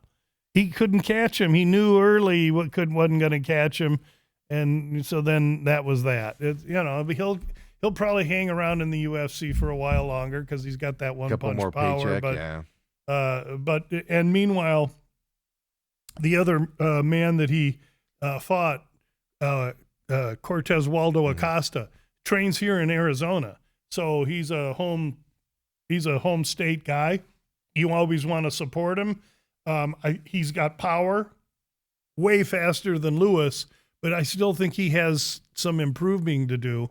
But the UFC likes him, and we're going to see him again. I like him a lot too. He's not your typical heavyweight where he stands in a spot and just throws. He will move. He can move. He will make you move, and I like that a lot. He's not just that guy that stands in the middle and it's like we're just going to pound against each other. That's right. He actually going to make you work to try to get a hold of him.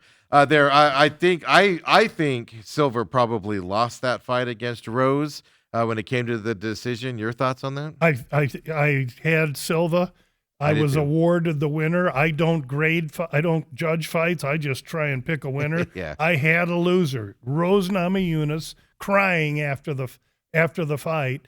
Is unfortunate, but you see Natalia Silva. She's cute and beautiful as a button with the hair.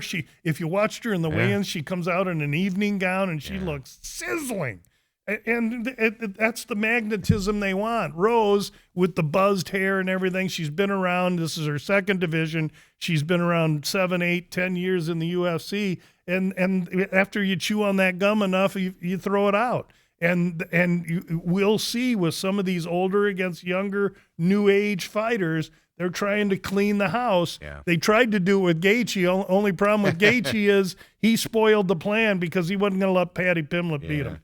Just really quick on either John Silver or Arnold Allen, your thoughts on those two guys. Silver ended up getting that win. Yeah, and he earned the win. Arnold Allen, I was totally jobbed on that one because that was Allen won the first round, and that was 3-2.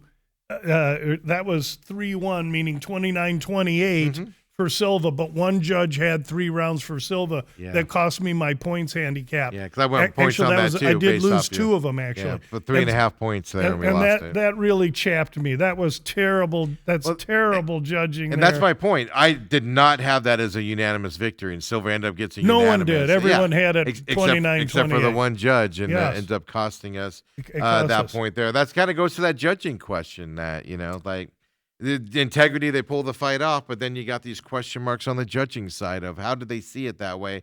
When a novice saw it, and I was like, okay, that guy did not win that unanimously. Everybody saw the other fight. Well, and there's layers to that. But basically, that's a complex issue because whatever state you're in this case, Nevada, you have to adhere to that state's fight commission, which is umbilical to boxing. And anything to do with boxing is laced with greed, avarice, and destruction. And so the biggest issue is that these MMA judges come from boxing and they don't know what they're doing half the time. They're getting better, There's improvements to be made, but that's no easy fix. So then the final fight there, Paddy Pimblett, Justin Gaethje. Paddy Pimblett, I'm not a fan of him. He just runs his mouth too much. I find it really annoying. And he's one of those guys that I'm just like, all right, let's see him get his face pummeled in here. That's what you saw. Well, you saw that, but I will give him credit. He can take some punches. Those Scousers don't go easy. Even Gaethje said afterwards, man, that dude's tough. It's like anybody else you would have seen just crumble at some point. And he just stood there and took the eye poke, took all of that stuff He was much larger than Gaethje. I was surprised at how big he was when he went in there. He's huge. Yeah. And what I'll say for Pimblett, he's got to get his hands up, though. Yes, he has. He's got to get his hands up and his chin down. Yes. But that's the typical European boxing style. He ain't gonna survive though. 3 or 4 more fights like that. He's gonna improve madly after this fight. And I would say, depending on the matchup, Pimblett's probably a bet on moving forward, and Justin may be a bet again. Gaethje, so who's set up next for Gaethje here as the champion? More than likely, Ilya Topuria, who is away. He's the title holder. Gaethje's the interim. Yeah. You would think they'll fight. Those two will fight. And Gaethje, primarily a stand-up guy against Ilya. That's a terrible matchup for Gaethje.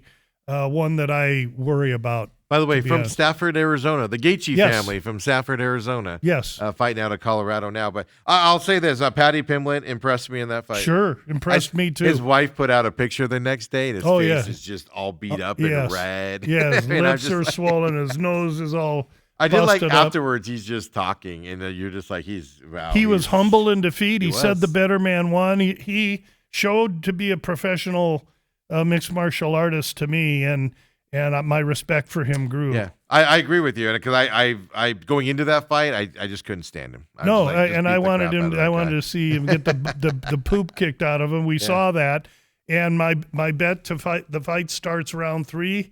I got that. After that, I pulled up with a cocktail and put watched your feet the rest up of the and fight. watch the rest of it. Right. So when we come back here, we'll get into, of course, this week's fights going down to Australia this weekend. The fight isn't early at all. 7 p.m. Mountain Standard Time is when it kicks off here. They get screwed there in Australia more than we do. They do. It's Sunday morning in Australia, but the Paramount, we now know the Paramount structure. 3 p.m., 5 p.m., 7 p.m. Just count, or 6, 4, and 2, whatever it is. Yeah. That's what it's going to be week in and week out. So that's kind of nice for we Americans. So we'll talk about this fight coming up. Volkanovski and Lopez in this fight, and a bunch of big names on this one as well. Another numbered fight coming our way. So come on back. The main event with Uncle Lou.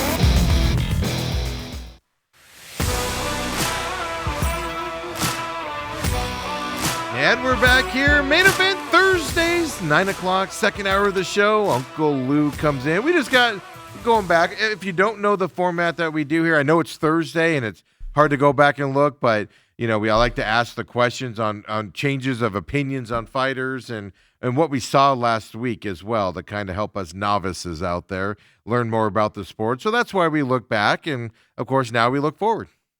Yes. Big fight this weekend, Lou. Okay. Same thing, early prelims on this one being a numbered event and everything. And then being in Australia, a lot of early prelims on guys that I've never heard of. Well, and you lead me into that perfect. This fight card has 14 fights scheduled on it. The first 4 fights, the first 4 that I will miss, by the way, because I'm going to the MMA lab Saturday to take in some training. And then I'm meeting some guys down at Rosita's Mexican restaurant on 22nd Avenue in McDowell in Phoenix. Oh, man, is it good. We're going to eat lunch. And we're going to eat lunch because I don't have to race back. These first 4 fights on this fight card are not UFC athletes. Yeah. They're athletes from the Eastern Hemisphere that are competing on road to the UFC. So unless you're in the UFC, I don't handicap you. I leave that. There's a bunch of other guys that handicap all these other organizations, and they're so good at it. I don't. You got to get to the bigs for me to handicap you. And these 4 fights, the winners will get moved into the bigs, and at that time, I will watch them. So of the 14 fights, 10 of them are available for our discussion and dialogue today. So those. By the way, 4. I will have these fights on my television because, as I tell people, I'm supporting this because I do not want them to go back to pay-per-view ever again. So I will have my TV on even if I'm not paying attention to these fights. I don't think to support the ratings kind of a deal. Is what I'm gonna be doing. The UFC's growth is such it doesn't ever go back. My that one way. matters, Lou. My one view matters. Yeah, sure it does. Sure it does. So so we'll skip the early prelims. That's what's happening there. That goes up until but the Ofi and Yisa. Yep, that's the first one here to pay attention to. Ofi and it's actually Jia Yi, a Chinese fighter against Chinese. You say an that Aussie. Ofli is a fighting out of Australia, but he's a Turk. And I love you get a Chinese guy against a Turkish guy. Just good, clean fun. Both 5'7". Jia Yi is 29. Ofi 32. Substantial reach difference for Jia Yi, and he's a sub guy. Interestingly enough, Ofli 1 and 2 in the UFC, and I'm reading this. He's also a sub guy, and I'm reading this because, to be completely candid, I'm not overly versed on either of these two, and for that reason, I'll watch this fight, take notes. It's a due diligence fight for me to gain some knowledge on each guy. But then when we go into these other fights, I'll have much more absolutely. Well, educated let's opinions. get into the prelim fights here next. There's a bunch of guys that we've seen fight before, like Torres Finney is coming up here as well. Cody Brundage, just names Junior Tafa. I've seen them fight before and everything. But I'm going to leave it to you on the prelims as well here because I just don't recognize a lot of these names. Which fights here should we be paying attention to on the prelim side? Well, I'm going to scrape each one just a little bit. And I think I like some dogs this week, and I think that most of them are non-Australians fighting Australians. And this first one is Jonathan McAuliffe, 26-year-old, 6 feet, lefty, who's won last 3 fights, all by knockout, comes in with great confidence and motivation. Fighting a guy in Oban Elliott that's going to be giving away a substantial 5-inch reach advantage. Oban Elliott is from Wales, so he travels a little bit to get there. And, of course, anyone from Australia isn't traveling that far. Even if they're from Perth, they just have to go. That's a 5-hour flight. It's a pretty good hour. Yeah, but 5 hours ain't Brazil or United States. Across the ocean, right? So McAuliffe is going to have the hype.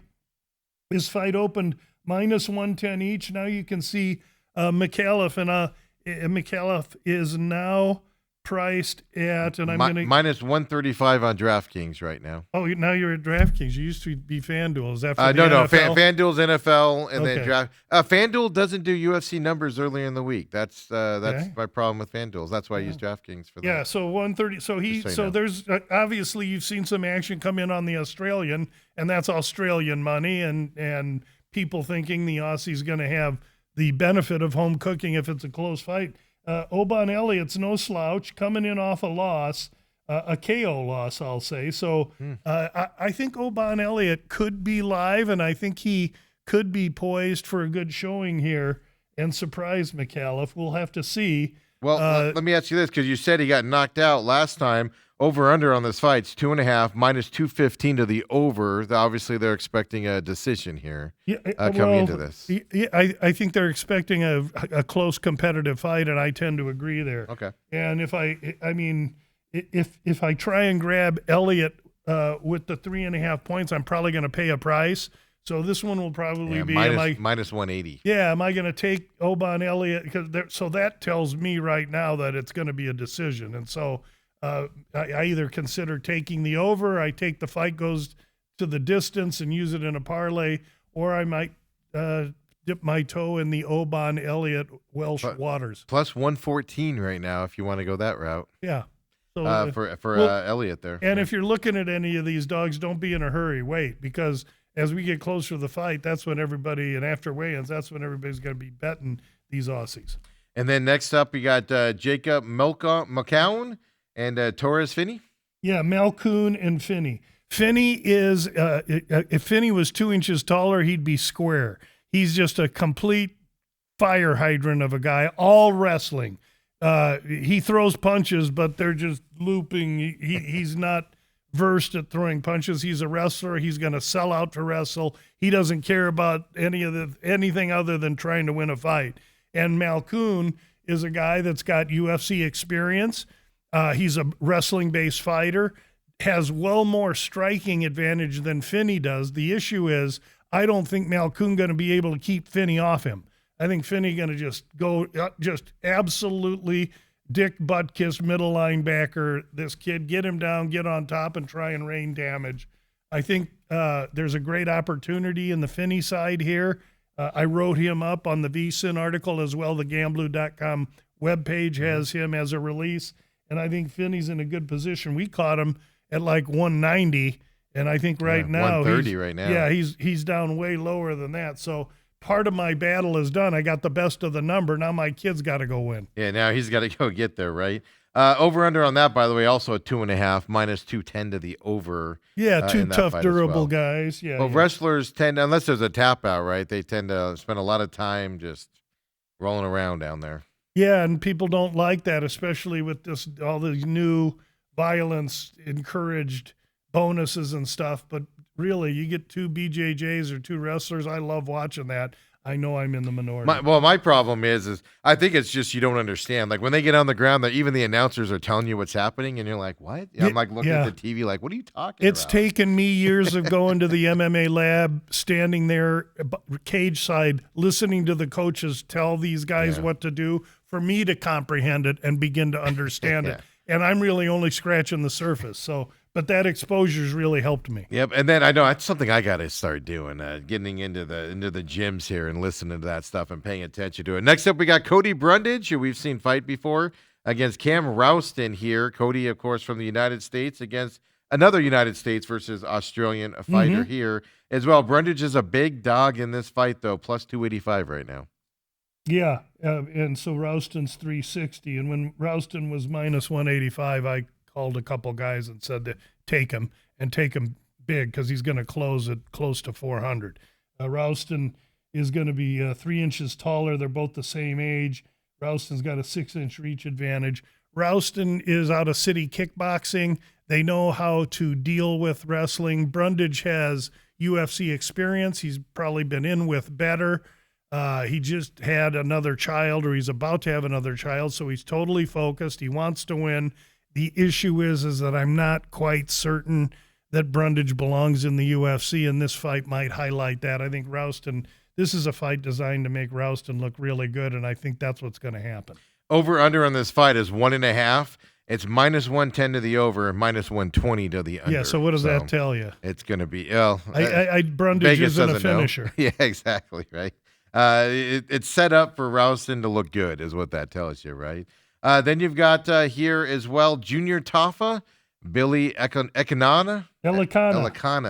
Excuse me. Yeah, Thank you think Elikana's the Aussie, Yeah. but it's Tafa. No, it's And these backwards. are 205ers. Tafa's very, very limited. He's on this card because he's an Aussie and he's got a brother that's a heavyweight. I look for Elikana to run through this guy like food through a goose. And I would even ask you to take a look at maybe Elikana via submission in this fight. Tafa has been subbed prior, and if you want a price, I mean, you're looking at Elikana minus 250. Yeah. You take him via sub, you're going to get plus something. I don't know that I'll be wandering in that water or in that fight, but that's how I view that one. Over under is 1.5. The over is minus 160 right now. On that side, could you see that line moving at all to 2.5 at all, or just stay at 1.5? No, if it moves, it'll be juice.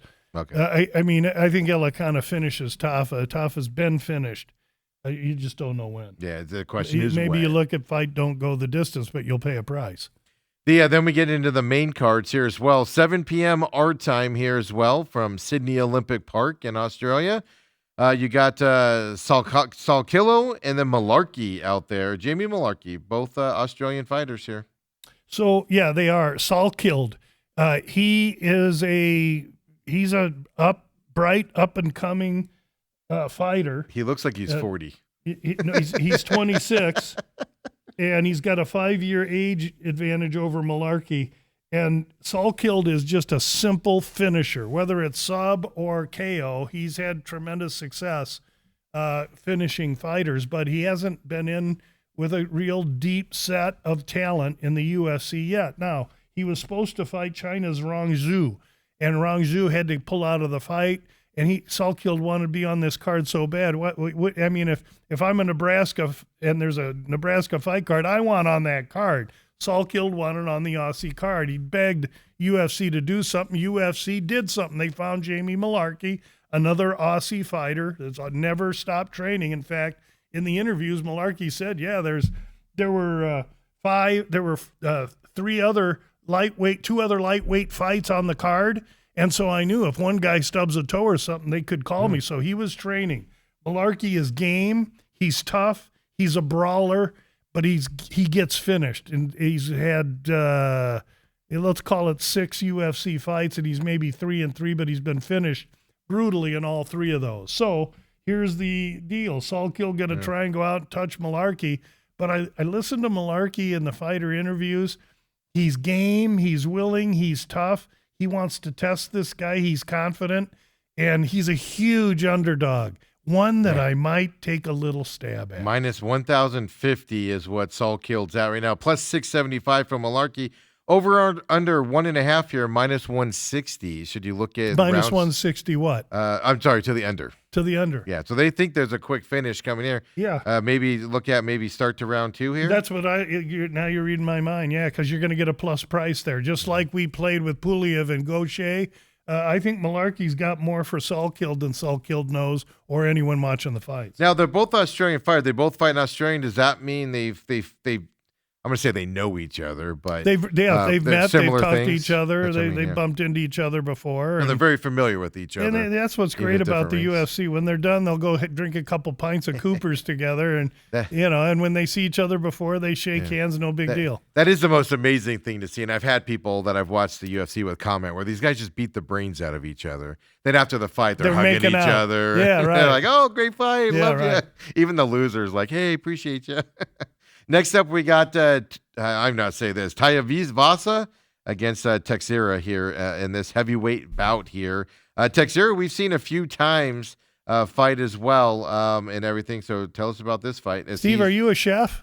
Because you just cut up those names pretty good. Yeah, thank you. There. I know. Appreciate Tai it. Tuivasa is a guy that's retired from the UFC, and then he's the guy that drinks the shoeies, the beer, and he goes and finds some cowboy that hasn't bathed in 6 months. He says, "Give me your boot." He puts a beer in there and drinks it out of there. Oh boy! Gives him his power. Anyway, he's got tremendous popularity, but he was getting the brains beat out of him.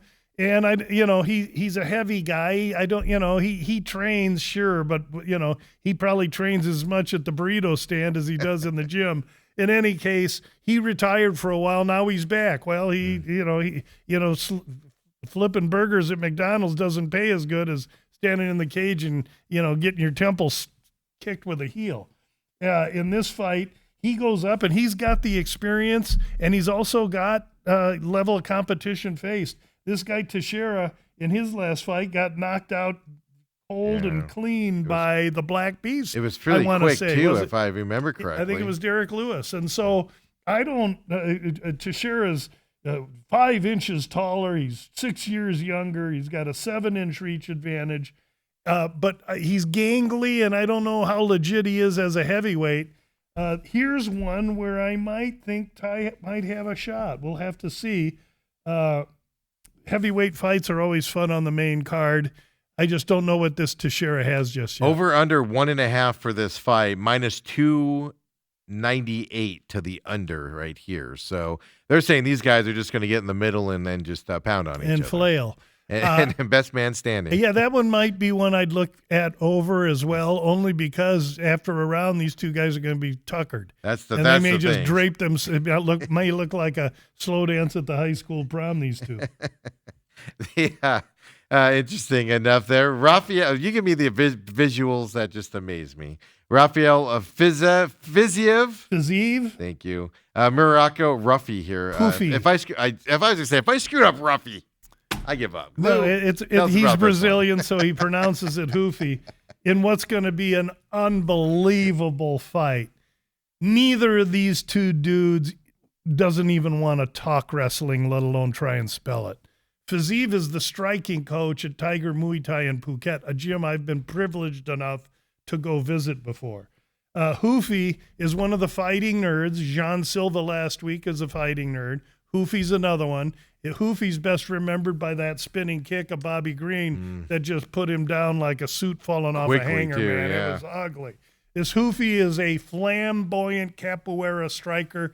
He needs distance, and he's going to hit you with elbows, knees, shins, heels, foreheads, anything he's got. And it's spinning, it's jumping, it's kicking, and it's lunging. On the other side, you got Fiziev, short, more compact, but he has matrix-like movement in defense. So when Hoofy throws one of those kicks, Fiziev's going to move his chin back, and that heel's going to come and just give him a close shave. It's going to be like the Matrix. Ideally, that's what's going to happen.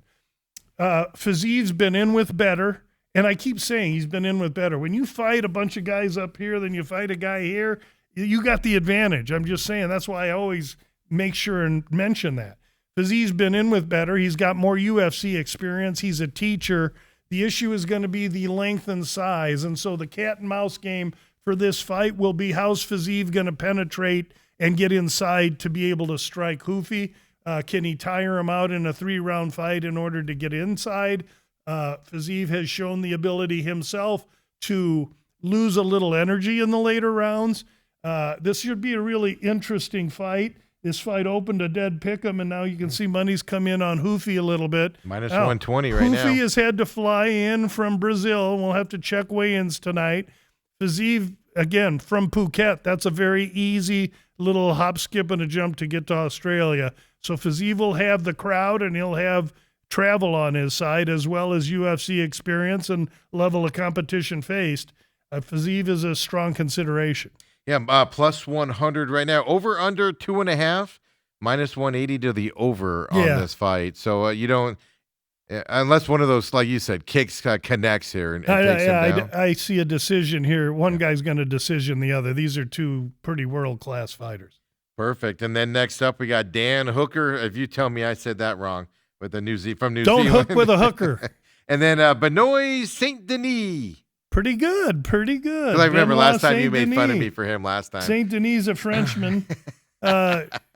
Saint Denis looked like the new coming of the best fighter in the world for a few fights, and they rushed him into Poirier, and then he had a setback or two. But he's recovered. He's won a few fights, and he's risen back after being given too much too soon. He's a French paratrooper. He's a war hero in France. Anybody serves their country gets my respect. And so he comes from that background, wants to be good at this, working his rear end off. In his last fight, Saint Denis dominated someone. I'm not going to remember who it is. But in the fights that St. Denis had trouble with, he's had trouble with guys that can bully him, guys that have power, and guys that can back him up. And this Hooker is an absolute maniacal Australian striker. Hooker's recently had a fight against a guy named Mateusz Gamrot, who's a world-class Polish wrestler, grappler, and he fared well. He got a decision that was a close one. Many think Gamrot won. Many think Hooker won. I thought Gamrot won, but the bottom line was Hooker fared well against that test, and I think that test is at least on level with Benoit St. Denis, if not above. This is a fight where I believe St. Denis is getting way overcompensated and bet, and Hooker is getting completely overlooked. And I like Dan Hood. He's loose for this thing. He's cracking jokes at the interviews. I think I like Hooker here. He's an Aussie I do like as an underdog, and he's a big dog. Yeah, isn't that Fighting Words calling somebody from New Zealand Australian? Don't they hate that? I don't know. I think they hate that. Who? He's from New Zealand, according to Hooker the is. sheet I see. Yeah, not Aussie. Well, he fights. He fights out of City Kick, which is Zealand. Yeah. So, No, I'm just saying. I I don't know. corrected. I don't think they like being called to each other's side. But look, he's a 270 underdog going into this fight. Over under in this fight's 1.5. By the way, minus 175 to the over as well here. So that tells me that they think this could be a quick fight as well. By the way, St. Denis fought Dariush last time. Well, Dariush hit knocked him out. Dariush, if you sneeze on him, he gets knocked out, and he finished Dariush in quickly. 30 seconds. First round, 16 seconds to be exact. Yeah, yes. he was 30. I exaggerated. He wasn't even Yeah, tested you gave him fight. too much credit in that fight And- from there. But so Hooker's live in this. You think possibly live in this? Yeah, and just for reference sake, he is City Kickboxing, fighting out of Auckland, New Zealand. So born in Auckland, New Zealand. So thank you. I stand corrected. Oh, I know. Hooker No, is I don't want you starting an international war here with two countries that, not that they hate each other. I think they just don't like. No, they're neighborly, Yeah, but yeah. to me, New Zealand and Australia are the same. I shouldn't say that. I'll just say they're both from. He's from Oceania. How did this fight open for St. Denis? Out of curiosity, St. Denis opens 400. Now he's down to 355. That was 340 right now. Yeah. That's a bad number. That opener. Yeah. So that says something there, right? And then of course we got the final fight of the day: Alexander Volkanovski against Diego Lopez. Yeah, this is a rematch from a fight last March where Volkanovski won a unanimous decision. He got poked or hit in one of his eyes, and in the third round he flailed a little bit because he was having trouble seeing. He kept going, I can't see. He won the fight with his feet. He won the fight with his guile and experience. And Lopez was quick to say that I was just trying for the knockout and I was young and Lopez took one fight here in October, November against Jean Silva, and he was getting beat. And Silva, being as aggressive as he is, went after the kill, and Lopez did a spinning elbow, hit him in the temple, and finished him. And now Lopez gets the benefit of stepping over the number one ranked contender in the weight class to get another crack at Volkanovski, and seemingly a no-win fight for Volkanovski. But Volkanovski don't care. Yeah, he's 37, and Lopez is 31, so there's a 6-year age difference. Lopez 5 inches taller, got a reach advantage. But to me, this fight was won last year on the feet. Volkanovski was just too deft, too beguiling for Lopez to catch up with. Lopez is convinced that he's done everything he needs to do to win the title. The line is about where it was when it closed a year ago.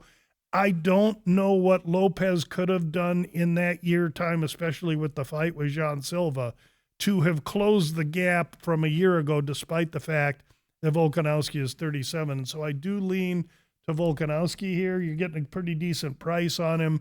I don't know if I'm minus 148. Yeah, I don't know if I am or how I am going to bet that fight just yet. I'm going to watch, weigh in, see what transpires. Which is why you follow Lou on Twitter, folks, and then listen to the Bout Business podcast. Over under on this 4.5. Obviously a 5-round fight here. Minus 115 to the over, minus 115 to the under as well. Yes, and so now every line on this fight is 4.5, and if you read my article that was posted Tuesday on my webpage or on the VSiN webpage, there were 3.5s out there. And I said, when I see in main events, when I see 3.5s and 4.5s, almost always, they always go to 4.5. So why wouldn't you, when you see a 3.5, take that over 3.5 and gain yourself some advantage? That's what I wrote. I don't know if anyone did it or not. I didn't do it because I really wasn't that involved in that fight just yet. I'm still doing my work. But that's what happens when you see main events that are 5 rounds lined 3.5. They rarely stay there. Was that in the look-ahead number that comes out, 2 weeks before the fight? Or are we talking a week before the fight when that happened? No. Lines come out a week or two ahead of time, but the totals don't come out until a few days before. Okay, so these guys aren't stupid. I was just wondering when to look for that stuff is what I was getting at. That came out like Tuesday. Okay. When I was writing my article, because sometimes I have to wait for them to give me a total on the main event. In fact, often on the Bout Business, often in the Sneak Teep podcast, I don't give totals because they're not out yet. Okay. So you like Volkanovski in this one? I just don't know what Lopez has done outside of his youth and hunger. And not only that last fight was in Miami. Volkanovski did the traveling. Now he's at home. He's going to have his family there. The crowd is going to just electrify the place and him. And Lopez has to travel and go into foreign territory. I just don't know what he's done to be able to earn it. Now, if the way you get to Volkanovski is you touch him and he goes, but you got to be special. You got to have power and quickness because only Topuria and the champion at 155 and Makhachev, the champion at 70, have been able to do that to Volk. So we'll see. Yeah, and I do remember last time when he fought, he kept complaining about the eye, and it was kind of an interesting deal. So I wonder, if I'm not going to say it's going to be in the back of his mind, but Lopez does come close to those eyeballs if something might trigger a little bit. Yeah, he ain't thinking about that. What he's thinking about, what I'm saying, when it happens. He's thinking about the $100,000 performance of the night. Yeah, right. That's what the Volkanovski's thinking about. He wants to finish this kid and put an exclamation point on it. I've come to like Lopez in his fights. I do like the way he fights and everything. So I am looking forward to this. But like I said, my limited knowledge here, you explained me to not do what I was thinking. Hey, it should be a good chance, fight. Right? You know what? You got to do your own handicapping. You got to do your own handicapping. Sometimes you take a chance, right? I remember as a young kid sitting around one day, listening to all these Italians. It was a Monday night football game, and I liked the Bears. And I was the last guy to go. So the first guy started talking. He gives 5 minutes on the Packers. Next guy, 7 Packers. Lou, what do you think? Yeah, I like the Packers. And then the Bears went and won. And I swore to myself, never again am I listening to anyone else. Yeah. I'm going to lose my own money on my own side. So if you think Lopez, I would. Well, no, I'm not necessarily he's going to win it. I was thinking more of it's going to be a tough fight. How he'll do it there, but I just come to that's my problem. Is I'm like a typical fan. I'm like, I like the way that guy fights, and then he gets in there and gets slaughtered because it's a bad. I don't matchup. see anybody getting slaughtered in this one. If there's a finish, I think it's late, and I think it's Volk. But last week's favorites went 8-3 in the UFC in week 1. So I know you like several dogs in this fight here coming up. So I think so. I think I'm going to have a few dogs on my sheet this week. Yeah. By the way, last year it was 65.7% favorites result in 2020. Normally it's 62 or 63. 2 years ago it was 67. Last year 65. Yeah. So I'm treading lightly with dogs, but when I see them, I'm going to have to try them. We had a good one last week with Krylov, and we had a couple parlays that came in. I was disappointed that the Charles Johnson did because it wasted our O'Malley bet. Yeah. So That's the way to and go. it was interesting because last week I did this thing where I took the big heavy favorites, including just forgot her name, not Rose, the other one, and I had her in there as well. A couple thousand favorites, and I was like, I'm just gonna throw a quick like $10 on that. Big favorites. It'd have to be a monumental upset. And then in that fight with Rose, I was like, oh no, my girl just lost and So ruined my parlay. it was Harrison, but that came off the fight card. Yeah, so then I was like, oh no, here we go. So Yeah, you got. I mean, it's one thing when bettors lose on a bad decision like that, but dadgummit, I feel terrible for these athletes that the put in fighter. that kind of work. I saw Rose after the She was fight. crying. She was signing autographs for Bawling. her fan, just crying. And then I saw her. I don't know what show it is. It comes up on my feed, and I watch him all the time. But he actually, showed her in the hospital. She did a video for his show and everything in the hospital right before she goes into surgery, and just, and I'm just like, man, the UFC, in my opinion, needs to focus on more of that, like behind the scenes type thing, because it's interesting because you're like, oh, like the whole Patty, his wife picture, like just came into. What a beating that guy took, and he stood in there for all 5 rounds, and stuff to that effect. Because it's easy to just go, whatever, they lost. Yeah, but you don't know what they're going through for the week. They do a lot of that so. pre-fight. So if you go to MMA Junkie or MMA Fighting or even the UFC.com, you'll see a lot of videos and really? Okay. programs that hype each fight card. Yeah, because it is me. Because I mean, Rose, if she can't sneeze or blow her nose for 3 months, and she has to have a tube in there, and she's an older gal as well. When's her next fight going to be? Is she going to have another fight here in the MMA? So that leads to those types of questions. When they disappear out there. So Lou, going to be another good weekend, another numbered fight here, and I think we go Apex fight after this one. So we'll step down a little bit in competition. Now you're catching me unaware of what's coming up, boy, Steve. I got to be on my toes You with don't have to you. worry about that because I got you, Lou. I caught myself napping. I think it is a UFC. I think I'm it is an Apex fight. I'm pretty sure it is. It is an Apex. Who's the headliners? Meta Apex, Batista, and Oliveira. Yeah, so Mario Bautista fights at the MMA Lab, and I'll be seeing him on Saturday. And he's fighting this guy. His name is Oliveira. Yeah. I think they call him Lock Dog or something like that. He's flamboyant, strong. He's got a bunch of popularity and everything. And I'll tell you next week, I'll have a very strong opinion on that. I'll be honest with you here. I mean, this is an Apex fight that has a bunch of fighters that I recognize. So this isn't your typical. Lou, tell me about this Apex fight. No, you're right, because we have... You got Burrialta in this fight from Canada. You've got Ryan Spann in this fight as well, coming up as well. So there's fighters, and then, of course, Batista and Listen to Steve. Oliveira. So usually Apex, maybe Paramount's going to give us some fun Apex fights. I think what you got is because there's only 5 fights in the first 2 months, 5 fight cards in the first 2 months, they had to get a lot of guys spots, and so you're going to see some name recognition. Yeah. And we'll see as we get into March and April, we'll get more fight cards, and then we'll see spread out a little bit more. We'll see a lot more athletes. Because usually Apex fights, I watched them, but I was like, I don't know any of these people. Well, they increased the seating for the Apex substantially, so it'll sound a little better in there. They called it the Meta Apex now, yes, getting sponsorships and all that stuff. It's all about the money, baby. Collect that money out there. So, folks, Lou, every Thursday next week we'll talk props out there, a little bit more Super Bowl as well. So come and join us then. For everybody else, catch them on the podcast if you missed it. Share it with your friends out there, folks, as Lou's getting us ready. About Business Friday morning, weigh-ins tonight, but that'll be out tomorrow morning. Get your after weigh-in thoughts here from Lou going into Saturday's main card there in Australia coming up as well. So, folks, appreciate you joining us. McCollum on Business. We did a morning show today. Is up on demand right now as well. We'll see you tomorrow, everybody. 8 o'clock here for the main event.